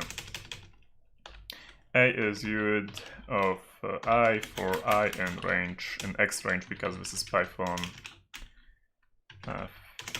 Let's start with a minimal, or actually no, let's go with this and then check. Okay. So we have a million UIDs, and then we are sending them here, A, and then we are closing the connection, and yeah, let's do it. What is it? Just like creating this? Let's do it faster because I'm not sure what it does. Time. I'm sorry, what? Oh, because I'm okay. That's never mind. I just can do time.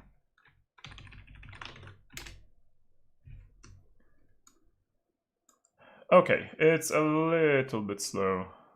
Sorry, a little bit too fast. Let's do 1,000,000. 1,000,000 is way too big, and I don't actually even know when I'm sending it. So let's print here send, and okay, that's fine. Yeah, it's generating the data for way too long. So instead of generating the data, please do I don't know. Let's like this. Okay, send.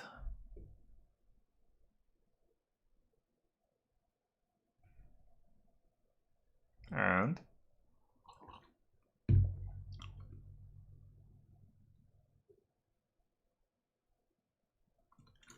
this is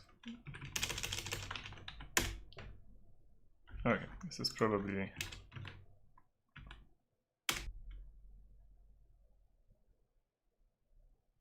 or is better like an upper limit. Well, it doesn't really matter. Let's do this. Let's do this amount, and okay, and this is around a couple of milliseconds, which isn't great. But let's do here. Let's do OXFF moved by that's 120 plus I. Okay.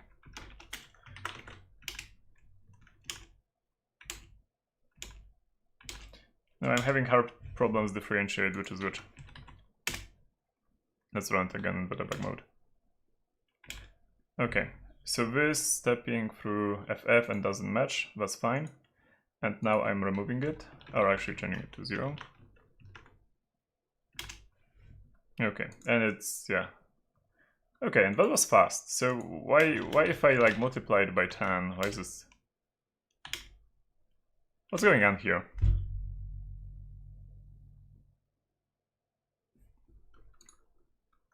It says connection accepted, but then it fails suddenly. I need to send more, like... Why does it fail?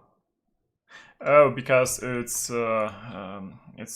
adding to the tree is squared. It's O squared, ON squared. So that's a DOS attack. Let's do times 2.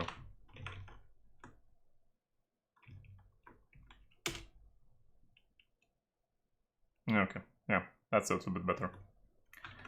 Yeah, times 10 it's just too much, because adding to the tree, like first element if you add, you have to go through 0 elements. The second you add, you have to go through 1 element, which is already there. The third you add, you have to go through 2 elements, then 3 elements, 4 elements, and so on. And it turns out that if you have n elements, then in total you have to go through n squared by 2 elements. So if we are doing 1000, it has to do 500,000 operations to basically add everything to the tree. If we are doing 10,000, then that's, gross, a little bit larger than that.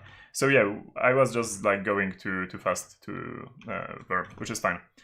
Okay, so in that case, we need to not run it in the bag because it would be flooding my console and we don't want that.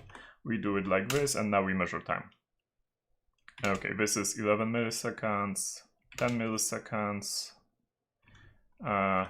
Is it 50 milliseconds? That's better. Let's do times 3.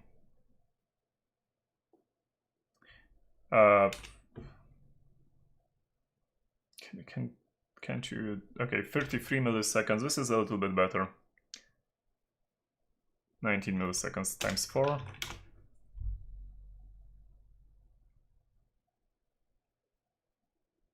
Okay, 24 milliseconds. That should be stable right now.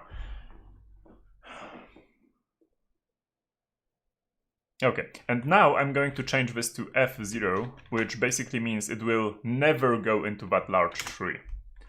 To know what's the timing difference between it. If it never goes to that tree is... I'm sorry, could you actually print that in a normal way?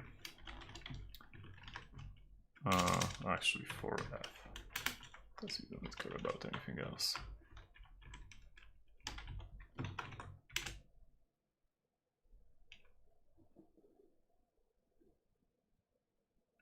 Okay, 1 millisecond. It takes a while to add stuff. 5 milliseconds, that's fine. And now let's do it remotely.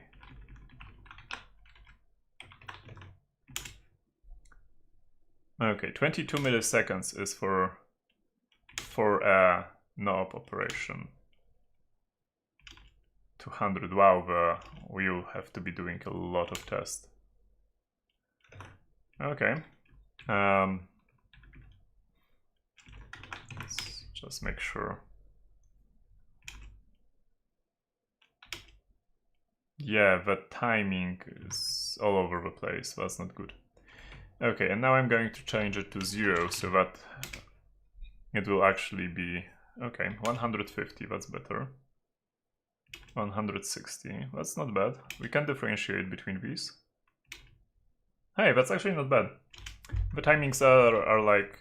There's a huge difference, it seems. Okay, let's try again.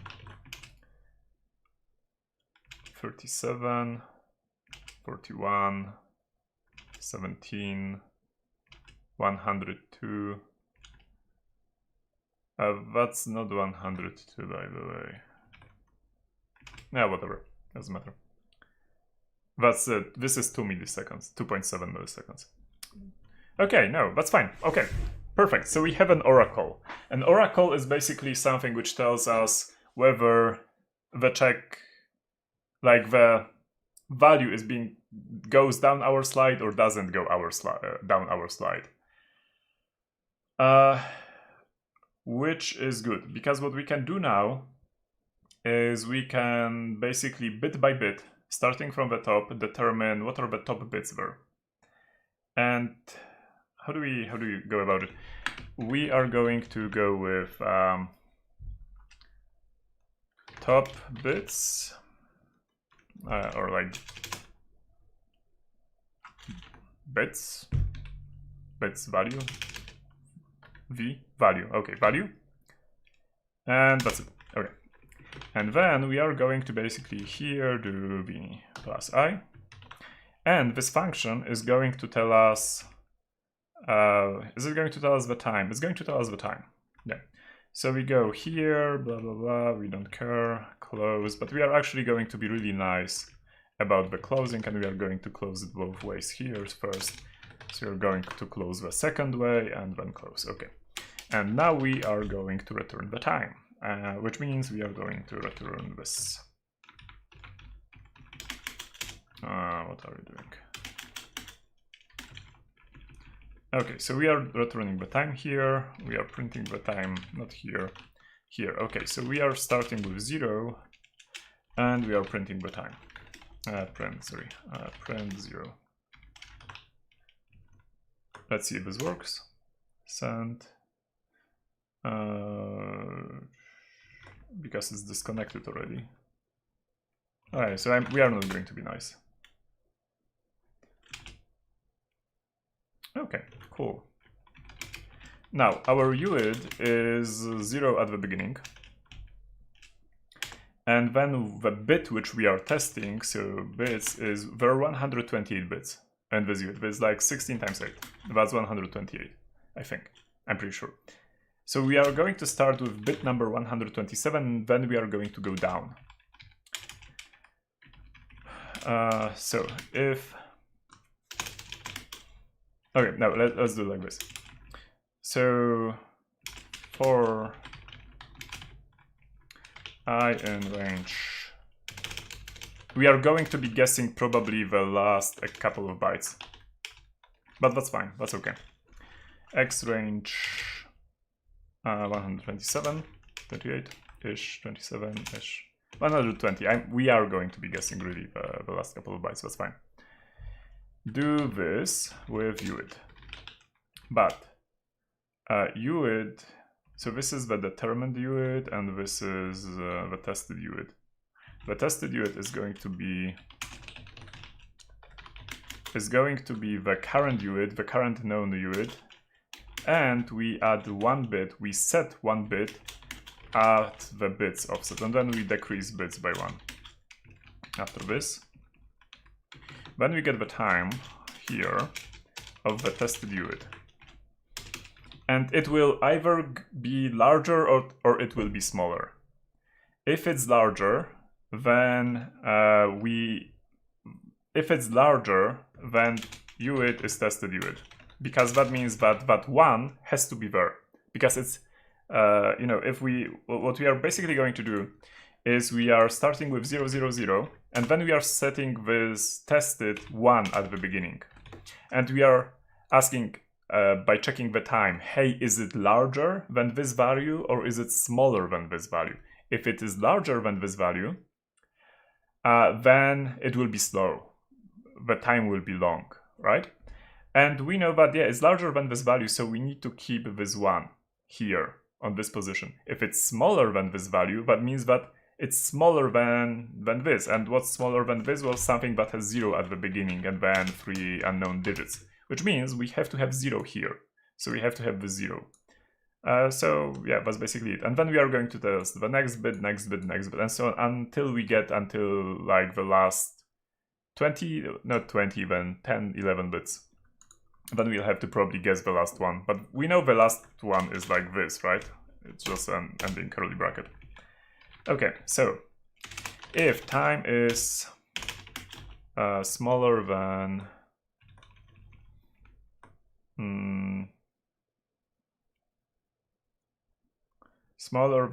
how many? 0. Okay, if it's larger than 0.08, I would say, according to our measurements, or even 5. Yeah, let's do like this. Then we are going to, let's go 7 here. Then we are going to set UID to tested UID. Otherwise we are not going to, because tested UID doesn't have that bit set either way.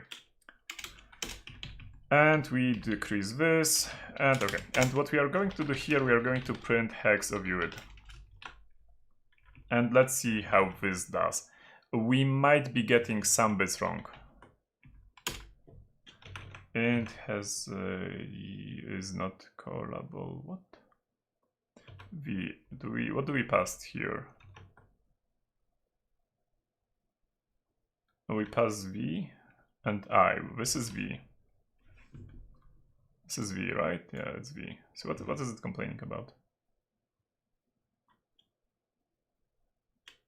Join it for int object is not callable? What? Oh, because we have a variable which is named UID somewhere here. Because we have a function of the same name, xUID. Because I'm too lazy to figure out a proper name.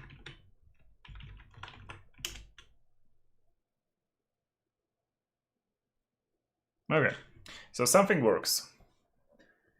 48, okay, that's good. So we are going to do one more thing here. We are going to do this, but we are also going to do xUID, hex to xUID, that's fine. 2 minus 1, decode hex. This is going to be a little bit annoying, but let's see.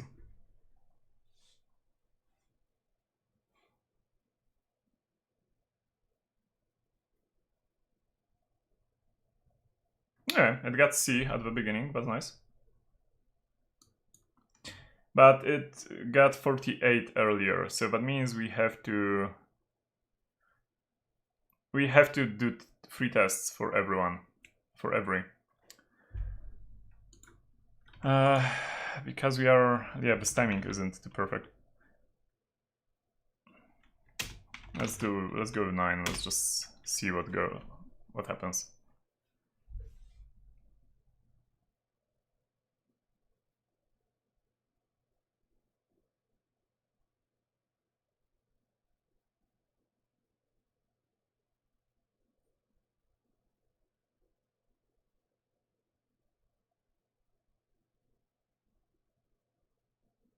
Okay, this is funny.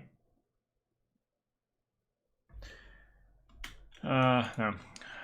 5, and we need to do a test, basically, like do it a couple of times and see what's is it a majority of 1s or majority of 0s.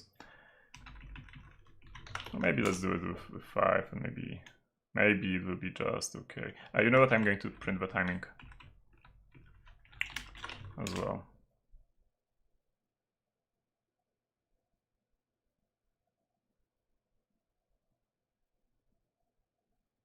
Wow, that was super long.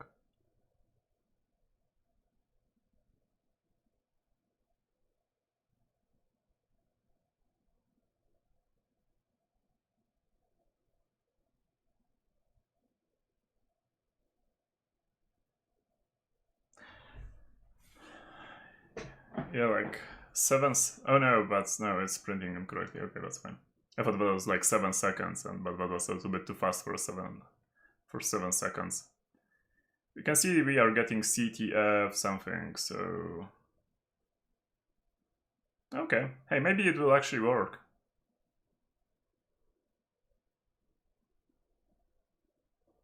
If I get one wrong, the rest will be wrong. Okay, that's fine. But the good thing here is that yeah, the good thing here is that we kind of know where to restart.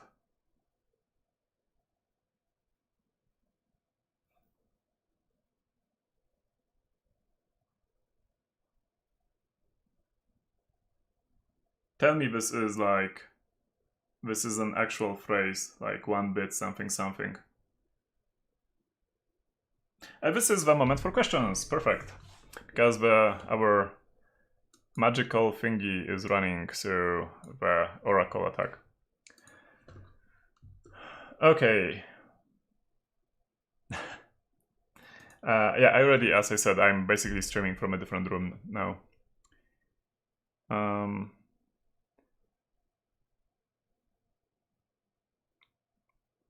Do you know what are the questions in Google CTF? I'm not sure what that means. I'm a beginner CTF player and couldn't solve any easy challenges from Google CTF. I hope I can learn something today. Yeah, as you can see, I'm a little bit struggling with the challenges myself, so don't feel bad, because I do not plan to feel bad, basically.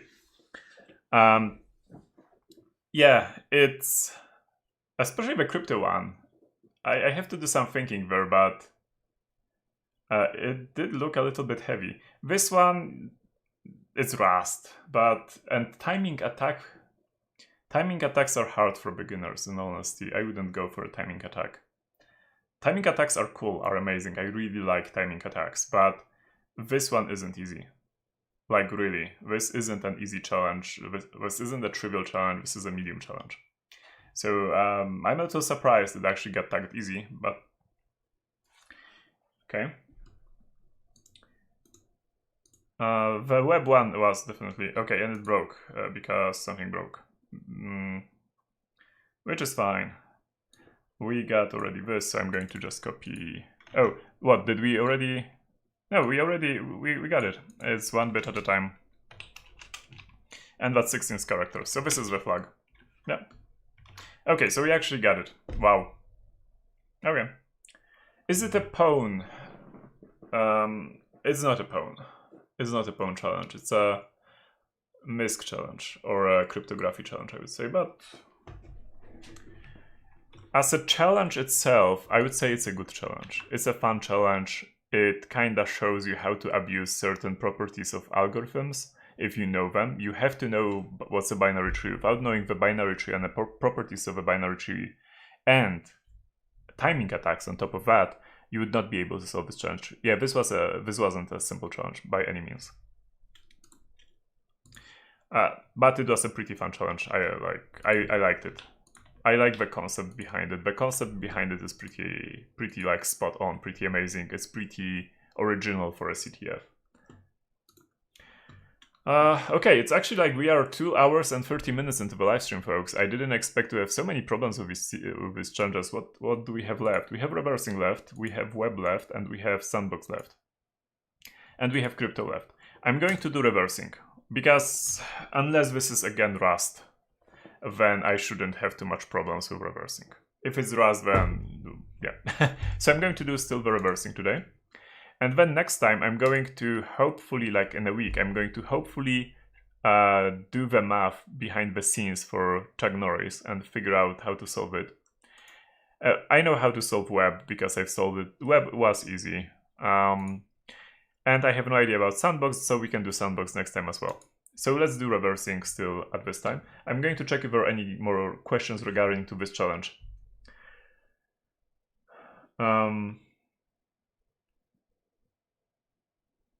For someone that is the target for Google interns, knowing BST is obvious, so this might be considered easy. BST should be obvious if you are on the software engineering ladder. If you're on a security ladder, you should know it, but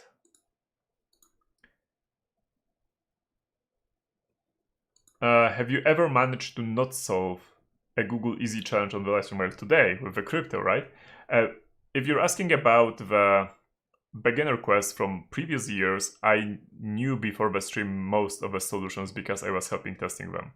And here, no, I haven't. So I'm going with almost no knowledge here. Oh, Grzegorz written, is memory safe? It's a timing attack. Yeah, thankfully I figured it out. Cargo run release for speed. Thank you, that's something to learn.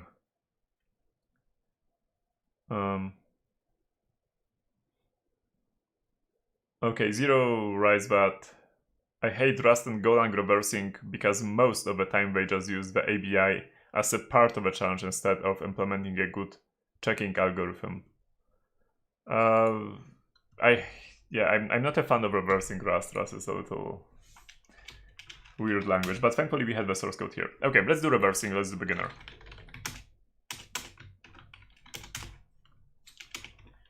Okay, so dust of the cobwebs, let's reverse. And we are downloading one file. What's the checksum? Okay, and we got a binary. So let me open a console. And we are going to do there's out, file out, what is it? It's a 64-bit executable, so I'm going to open it in IDA. You can use Jidra, you can use Binary Ninja, but you do have to use an interactive disassembler. No, you don't. You can actually use any other stuff, but that's fine. Okay, and then we... Oh, you know what? Maybe I actually do know this challenge. Okay, I think I actually tested this challenge. It is easy.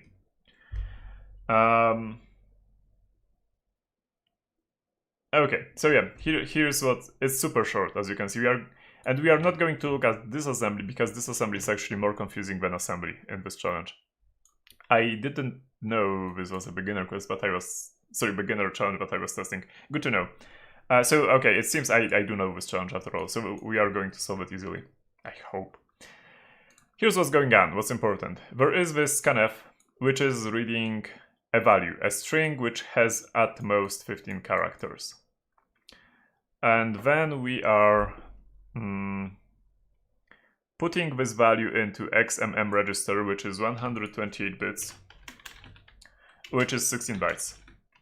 So we kind of know that the top byte is going to be like, that's 15 plus a 0, a null byte. And then there are four operations actually, well, 3 operations I think, which we care about. There's an XOR, there's an add, and there's a shuffle. So, yeah, which I think the names here kinda are even more meaningful than the names of the operations. Now, what do you need to know? Well, you need to remember that this register is 128 bits. That's not a number which is 128 bits. It's actually, depending on how you use these registers, it's a set of like 16 or less numbers, which are packed next to each other. Packed, this P here is for packed. Then, yeah, we have shuffle. What does shuffle do? Shuffle actually takes this register and takes a pattern. This is a bit pattern for shuffling. And, well, what does the shuffle have? It basically has like the indexes of probably bytes. We are going to have to take, yeah, it's probably bytes because of this B here.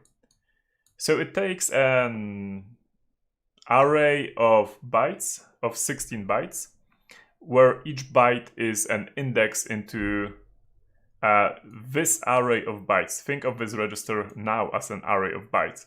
And it says in the new register, grab a byte from this index and put it on this index, grab a byte from this index and put it on the second index, and so on and so forth. So this is basically just byte shuffling. It like takes bytes and this shuffles them around. Then there's adding. This is just adding a value. Add D. D here is important. D means a D word. A D word is 32 bits, which means this is actually split into, instead of interpreting it as 16 bytes, we are interpreting it as 4 unsigned ints, unsigned int. Because yeah, that occupies the same amount of bits, right? And then XOR. XOR is a bitwise operation, which means basically it's just like doing an XOR. And then it's calling this function, which is comparing it with the expected prefix. And is it n comparison? So it's comparing it with the prefix. And if everything is fine, it's printing success. This is a little bit weird here, because you usually would use an...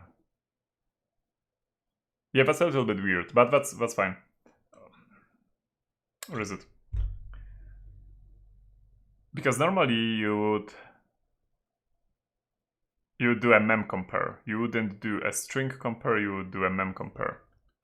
But okay, what's going on here is testing if the first four characters are the expected prefix, and if so, it says success, and that's it, or it says failure. So maybe this is enough to actually solve it. Okay, let's try. So, how do we solve it? Well, let's look at the expected prefix. It's CTF, well, okay, that figures. And we compared, what do we compare here actually? RDI. Oh no, here, wait. There are two compares. Okay, there are two compares. There is this compare, which is comparing... What is it comparing?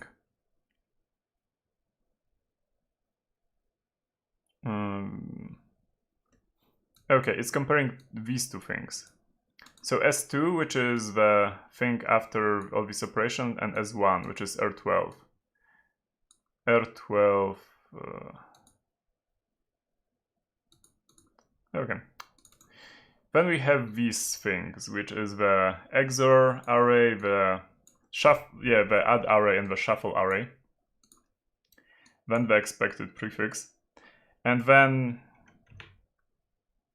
I'm guessing what the code is kind of trying to tell us here is that it needs to match. After all these operations, it needs to match anyway.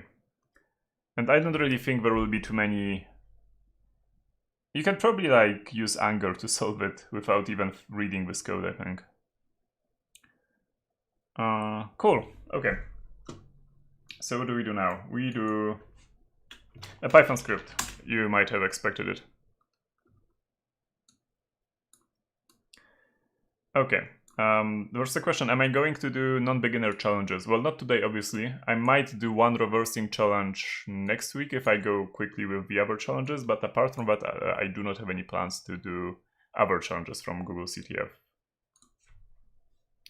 Please don't use SMT. Well, okay, let's see what we get. Maybe I'm not going to use SMT. If I'm not going to use SMT, this should be brute forceable anyway. Okay. Okay, so we have basically S1 and S2, right? And S1, let's do Python 3. These are both byte arrays.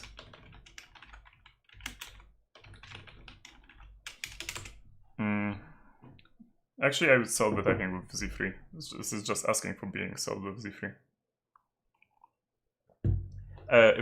Z3 is a SMT solver, which I mentioned already today, and an SMT solver, long story short, is an equation solver.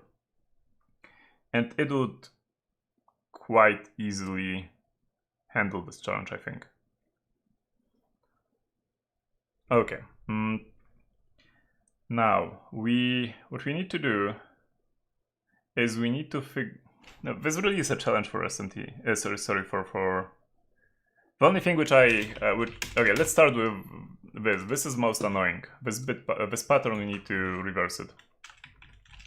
So indexes are this. Okay. And this should be 30 characters, because I'm missing a 0 character, because a 0 character is at the beginning, obviously. Okay, so we have 0, 1, 2, 3. Yeah, 0, 1, 2, 3. Okay, this is fine. And now we do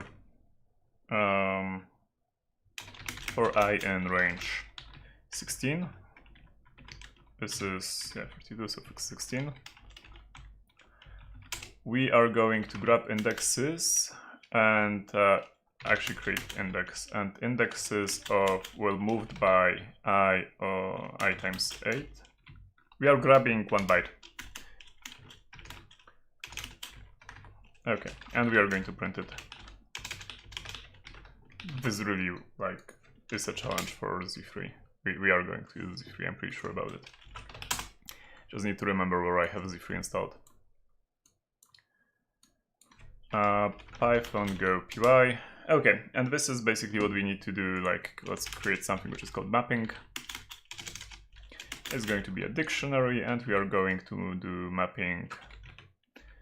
Which direction do we need the mapping? I'm going to probably later change it, but let's do it this direction. Okay, so if we want the 0th one, we need to grab the 15th one. Okay, this may be working as expected. Then we have an XOR. Let's just copy this value.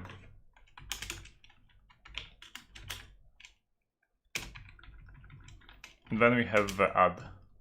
Remember, as I told you, this add here, these are actually a couple of numbers. This is not one number, these are 4 numbers. And each number has 8 characters. So I'm going to separate them. As you can see, they even make kind of sense. Okay. I might have... I'm going to do this, which is reverse the order, because I'm pretty sure the order would be reversed.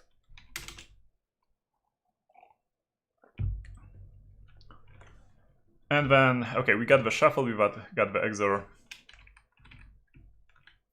So now, again, we need first S1 and S2, right? And we can do a byte array. Let's do a byte array. And S2 is byte array 16 as well. And now we know that, well, we actually know that, okay, how is S2 calculated again? S2 is calculated by using all of this. So,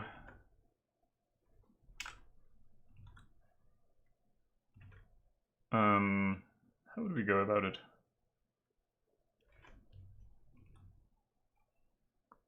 Let's just re-implement it for now. Which means to re-implement it, we need to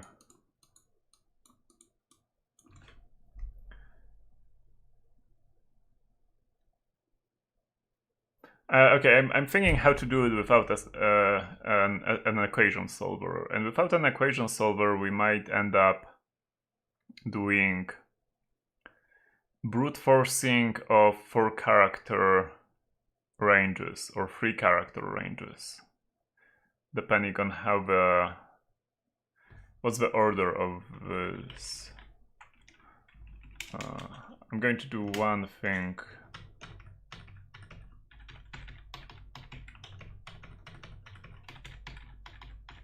Okay, we know that the first 4 characters are CTF and opening bracket, right? So this is, I'm going to check basically if in every D word there is at least one known character. Here, yeah, absolutely, even 2 known characters. Here, no known characters, which is bad. Here, 2 known character, well, 1 unknown character, and here 1 known character. Actually, here there might be, no, there is no known characters here. Here there are 2, because yeah, we know. Basically, we know, CTF and blah blah blah blah blah blah blah blah blah blah.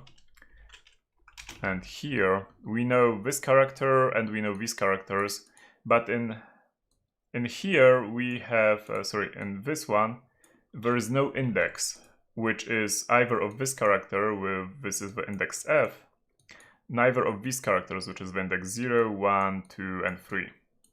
So we have 0 is here, 1 is in here, 2 is here, and 3 is here. And here we have no known characters, which means we would have to brute force the whole range of 4 characters, which is a little bit annoying. So I wouldn't really go there. Let's do it SMT way. So how do we do it SMT way? We basically have to create an equation, and we have almost everything ready to create the equation. What I do need is I need to switch it to Python 2 because I have. Do I have? Let's see if I have Z3. I have Z3 here. Perfect. So from Z3, import everything. And now we need to create, but we are not creating a byte arrays here. Instead, what we are creating is almost everything here is, yeah, we are just creating an array of bit vectors. So that's bit vector. What we are creating now is unknowns. There will be 16 unknowns, 1 unknown for each byte, basically. And they need a name, so that's going to be X and a number. And the number will be I for I in X range of 16. Okay, so we created 16 unknowns. And now we basically tell how the unknowns, we implement the equation, and then we do the conditions for what things need to be true. So then for this mapping here actually is what I need. The first thing in the equation which we are doing the shuffle. And now I do not know the order of the shuffle, I might change it later, but for now I do here, instead of mapping, I'm going to create a S2, which is this, and I'm going to do S2 append from S1 of the given index. Okay, so this is basically, now we have it shuffled, and now we need to add stuff. But to add stuff, we need to grab 4 bytes together in a pack, and to do that, there is a concat function at Python and from Z3 import everything. And there is a concat, I believe, concat function. Yeah, where you can take a couple of unknowns where unknown, wait. Here I need to tell it what's the size of the unknown. That's the size, it's a bit vector of 8 bits, which is a byte, right? So, okay, and now we need to tell it to grab 4 bytes and concatenate them together to form a variable. So to do that, we are going to do v0. That's going to be, let's go from the top maybe. Oh, let's go from the bottom. That's going to be concat. Then on the left side is going to be bit number 3, so 3 to 1. 1 and 0. Okay. And now we get we concatenated all the bits together, so we have one 32-bit unknown. And we can do the same manually. And this is like totally like in math. If you have, you need to solve an equation like this. This is basically what we're doing right now. Okay, here we do 7, 6, 4, 6, 5, 4, 8, 9, 10.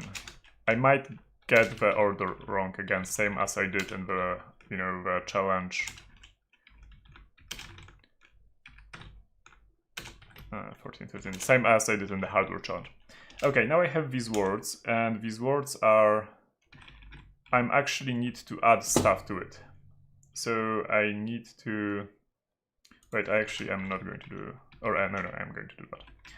So I'm going to do add from the add constants, the 0th constant, the 1th constant, the 2nd constant, and the 3rd constant.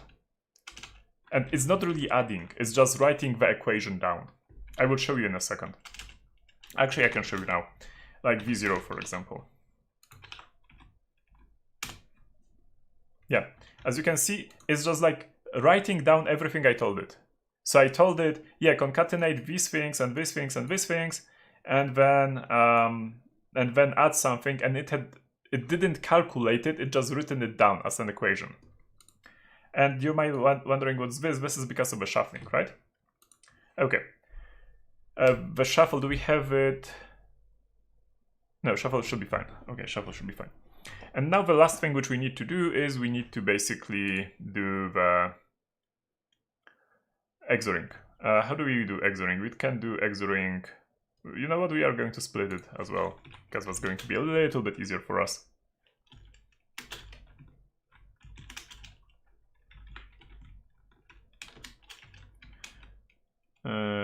Why do I have too many numbers? Oh, because 0 here. IDA sometimes adds zeros at the beginning and sometimes doesn't. I mean, it's pretty clear when it does it. It adds a 0 when there is a B, C, D, or E, or F at the beginning of the number. It adds 0 at the beginning, and I totally didn't notice that.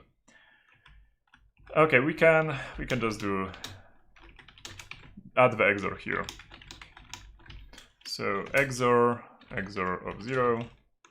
And again, we are writing down the equation. We are not calculating this. So now if we look at this, as you can see, the XOR has been added here. Okay, and now we need to basically do the comparison. There are two more important things here. The first important thing here is that we need this prefix to be there, the CTF prefix, which is being tested here, and then that both are actually like S1 and S0, like the initial thing which was inputted and the output thing, they need to be identical. So how do we express them to be identical? I think the easiest one would be to just like, you know what, copy paste it and do like, let's change this to .x, that's a bad idea, to U. And then here I'm just going to do S1 instead. And I'm going to remove all the adds. But I'm going to concatenate it, it doesn't matter, it can be concatenated, that's fine. Okay, let's remove this. You probably don't see all of it. Let's move it a little bit.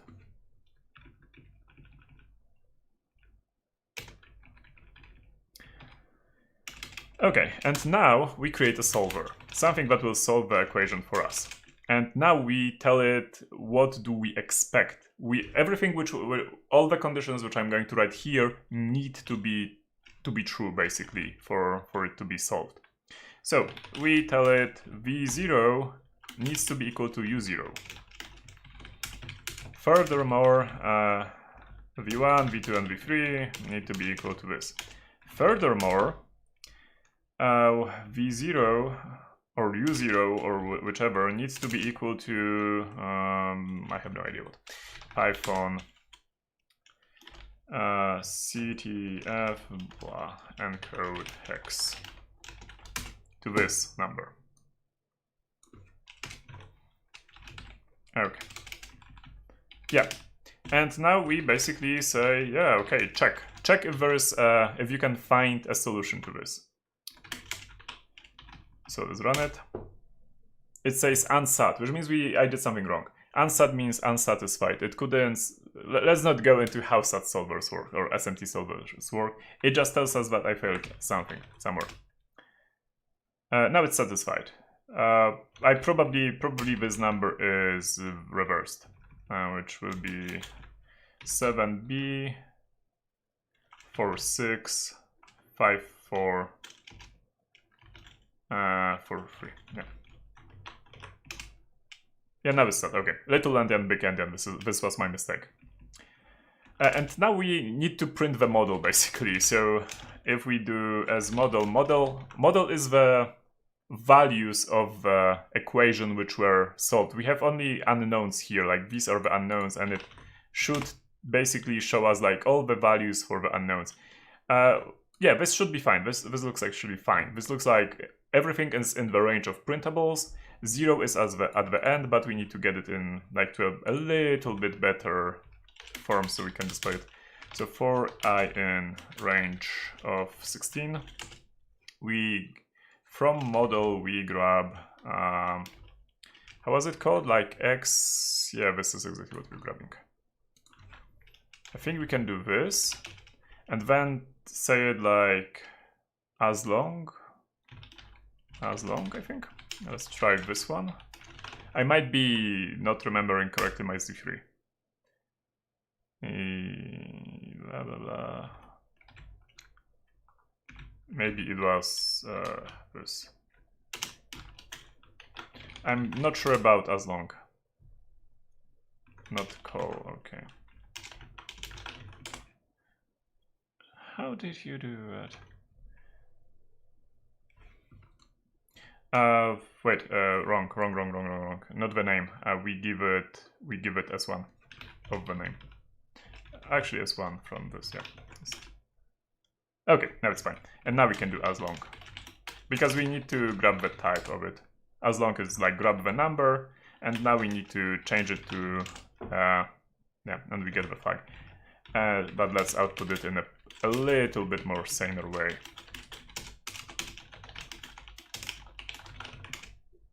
Okay, here we go. Simmed for me. This is the flag. I think the flag is correct. What's the lesson here? The lesson here is learn Z3. It's an equation solver. At the end of the day, it's an equation solver. We didn't do any magic here. Everything here is just like these 3 instructions which have been translated into the syntax and into the grammar of Z3. And then, yeah, we said these are unknowns. We have no idea what values these should be, but they must meet this equation. Like all the conditions here must be met. And there's a solver we created, we told it these are the conditions, like solve these conditions for us. And we say, yes, solve it. And it solved it for us. And then we say, okay, so what is the solution? A couple of important things here. First, this is easy because there are only a couple of operations. If there would be multiplications here, multiplications are super hard for SMT solvers because of reasons. If you start digging into how it works, you end up at the exact same stuff as logic gates in CPUs and how the multiplications are done on the CPU.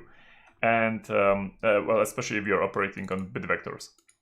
So, yeah, this worked mostly because this was super simple. If this would be, I don't know, like MD5 stuff, no chance. No chance at all. It would just like keep running forever, probably until like the end of the universe, because it would try to find the solution, but it couldn't find the solution. Otherwise, it's a good tool. It's a really excellent tool for CTFs, and it's an excellent tool for some cryptography stuff, and it's an excellent tool for some FPGA related stuff. So, and Z3 is kind of easy. So try to learn Z3. It's a really, really important tool, I would say. And if you use Anger, for example, Anger uses this kind of stuff in the background. So you do not have to do the translation here as I did. Anger basically has a disassembler which says, hey, this instruction in Z3 or whatever other SMT solver is this set of, well, math equations, let's say. So it automatically translates assembly to this stuff for you, and then it actually asks the right question as well. So Anger is automating this kind of stuff. But yeah, apart from that, that's it. Again, I'm not really sure how to solve it without Z3. Well, we could do brute forcing, and the brute forcing, these are only 4 characters at the end of the day which we would have to brute force. It should be fast. It should take under 10 seconds maybe even to brute force everything here, and we can brute force by 4 characters as well. So yeah, but this is the way I would normally approach it, so here we go. Okay, are there any questions specific to this task? I saw simped in Intel manual when reading about the stuff, like the instructions, p shaf, b p add, p xor, and so on, but didn't really understand. Can you explain it a little bit? Okay, so here is where it comes from. Think about history. Like, you had CPUs, and the CPUs was getting one instruction, and the instruction would be, for example, like take 2 16-bit values and add them together. So there's like A, which is a 16-bit variable, and B, which is a 16-bit variable. Now, a 16-bit adder, if you think about like CPU, how the gates are created, it's not a lot of gates. But still, like, because of this, the CPU is limited to doing only one adding at a time. And now think what you are using the CPU for. And for example, you might be using the CPU for doing mathematics on 2D objects, 2-dimensional objects, or even better, on 3-dimensional objects. And if you're doing that on 3-dimensional objects, what you need to do is you probably need to do x1 from like one side plus, and some vector operation. I'm going to just go with addition here, but some vector operation plus x2. Then you need to do the same for y, and then you need to do the same for z. And then maybe you need to do the same for w. So, well, now you need 4 cycles to calculate this, right? 4 cycles, 4 instructions in assembly, 4 cycles. So this isn't great. So what they thought about when Pentium was introduced, I believe, Pentium MMX, Pentium introduced something called MMX, which was the first this kind of stuff, is basically, hey, let's create larger registers and put in one register like this x1 next to x2 next to x3, next to y and z, z1 and w1, and do the same. Like this is one register. It's now one register. You just put 4 variables next to each other, and then you do the same with like x2, y2, z2, and w2. And this is another register, and let's call these registers, like, for example, mm0. This is going to be mm0, and this is going to be mm1. And now we have basically one instruction. We just do like this p add mm0 to mm1, and that's just one instruction. That's just one clock cycle. And having 4 others in the 4 set of gates which are adding in the CPU at the same time is pretty easy to do, pretty cheap to do. So there's no problem. And now, thanks to that, we have in one clock cycle we can add 4 different variables instead of just one, which is pretty amazing. Now, MMX was basically the first thing which was introduced by Intel, and then AMD at the same time introduced something called 3D Now with an exclamation mark at the end. From there, we went with SSE, which was basically extending it to like the registers. Registers were 64-bit.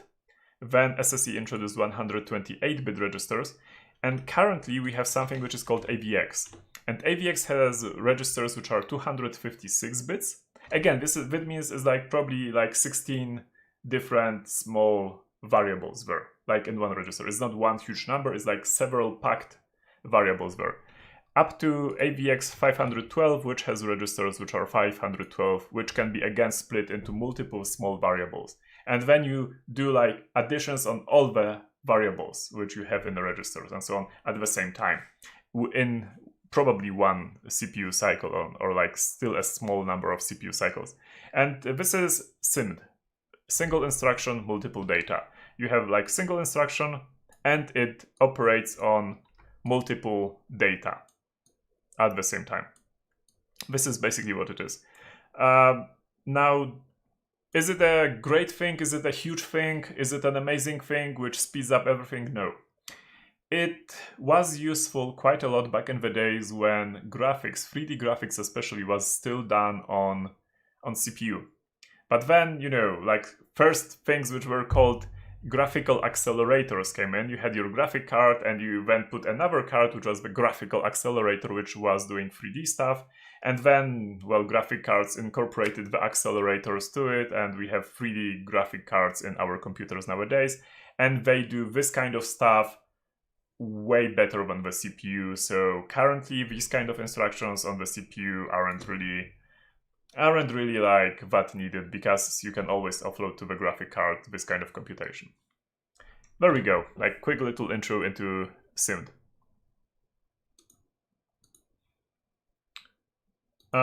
Okay, I recommend you do either sprint reversing or .NET reversing.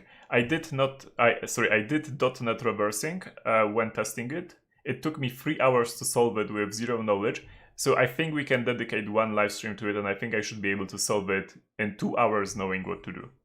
And again, Z3 was pretty useful in .NET as well. Is Z3 something like linear programming solver? I have no idea what linear programming is. What is linear programming? Linear programming, linear optimization.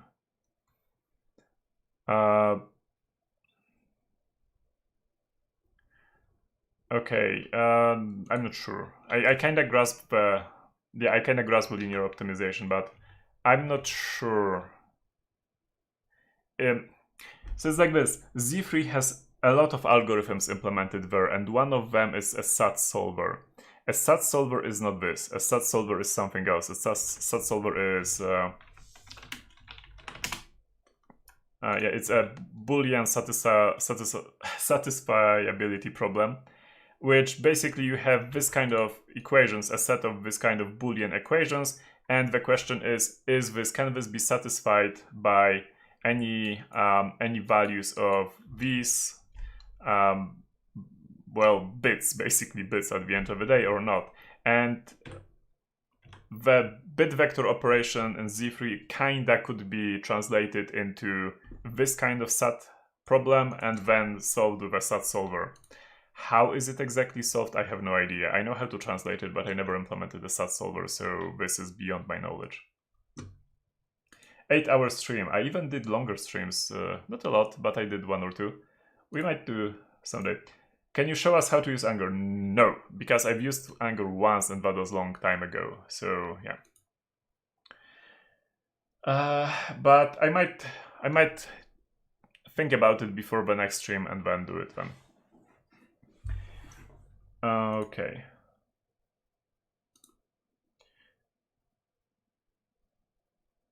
Can you explain in short what really happened in the Pwn challenge?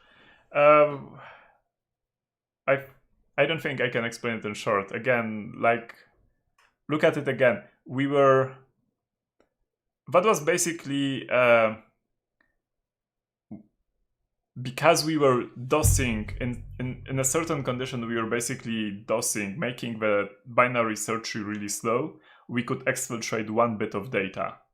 And we exfiltrated 120 bits of data while doing the attack, basically. That's basically it. But again, I don't think I can explain it. I already explained it, and I don't think it makes sense to repeat.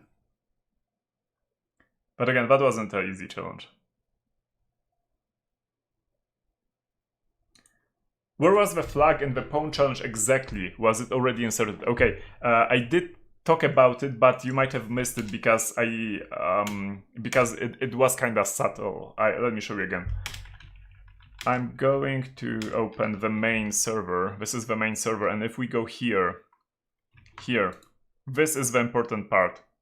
It's not clear this is the flag. I assumed it is. What's happening here is it grabs the arguments of the program and then it puts them in the checks vector. So I assumed that the arguments of the program is going to be the flag. So the flag is put in the checks vector. And I assumed there's going to be only one flag there. And then when we go here, as you can see, for every element in checks, this is a weird kind of almost function programming syntax, but yeah, that's fine. For each element in checks, it calls tree contains check. So this check here, again, this is the flag. This is the flag. And therefore we know that the flag was being checked against our UIDs, which we put in the tree before, which were basically like here, which were put into the tree. So yeah, so we could tell by the timing which direction is it going. Is it going left or right? Left super fast, right super slow, because it wasn't a binary tree in our case. In our case, the tree looked like this here, and that super long slope here. So if the flag was smaller, it immediately finished. Because there is nothing here, it immediately quit. If it was larger, then it went here through the slope, and that took like 1/10 of a second, which we could measure over the network. And having that, we started with, because it was a number, so we started from the top of the number, right? With the last bit of the most significant bit of the number. And we were testing like, hey, is the flag larger or smaller than 1, 0, 0, 0, 0, and a lot of zeros here, like 128 bits. And if it went here, then we know that, hey, the first bit is 0. It's actually 0. And if it was super slow, we knew the first bit is actually 1. And then we did the same for the next bit, the next, and the next, and we get the flag. This is basically what happened. But yeah, it wasn't super obvious or clear where the flag is injected. After today, are you more interested in trying out Rust? It is on my to-do list, but... by the way, we are not going to do any more challenges today. We are going to finish the remaining challenges next week. I'm just scanning the questions if there's anything we should address.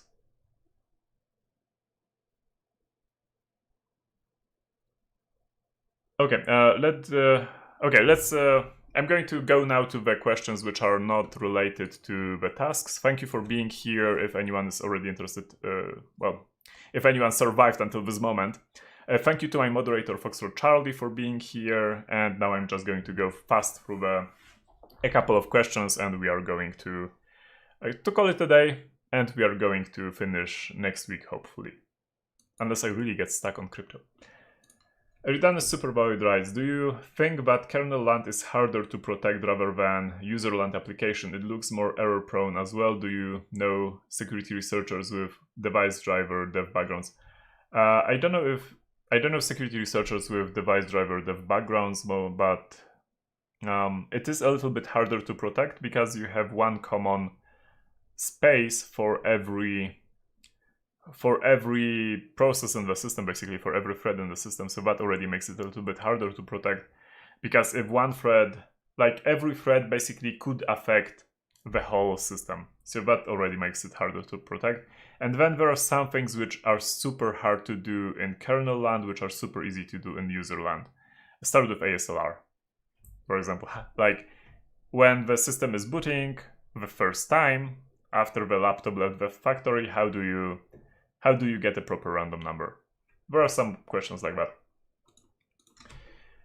Hi, I'm trying to change career path to security from unrelated field. No diploma, no experience, just passed OSCP beginning of the year. Well, I guess you're already pretty far in the path. How can I make myself more attractive to recruiters? Good question. I don't have a solid answer, but I'm going to redirect you to go to Ginvale, to my blog. and look at how to document your knowledge. Like, this is a list of stuff which you put in the resume, which you could put in the resume. Go through this list and figure out if you want to do any of that stuff and you want to add it to your resume. Maybe you don't.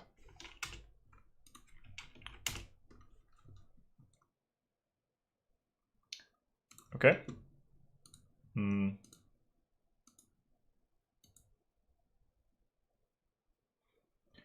Could we brute force bit by bit the hardware challenge? Could we brute force it bit by bit?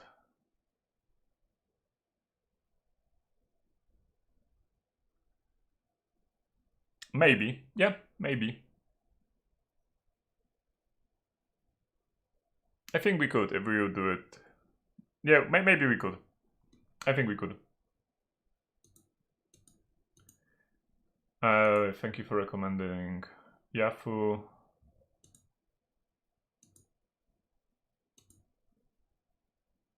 Await sleeps, right? Yeah, it blocks. I think I would say more it blocks than sleeps in Rust. Will you do more of basic GW streams? GW basic. Yeah, it's on my stack basically. I need to now go down the stack, and after next week we are going to do the other easy challenges, and then we are going to do GW basic again, I think. Will you make a series out of these like Pico? No, only the easy challenges, only now and next week probably.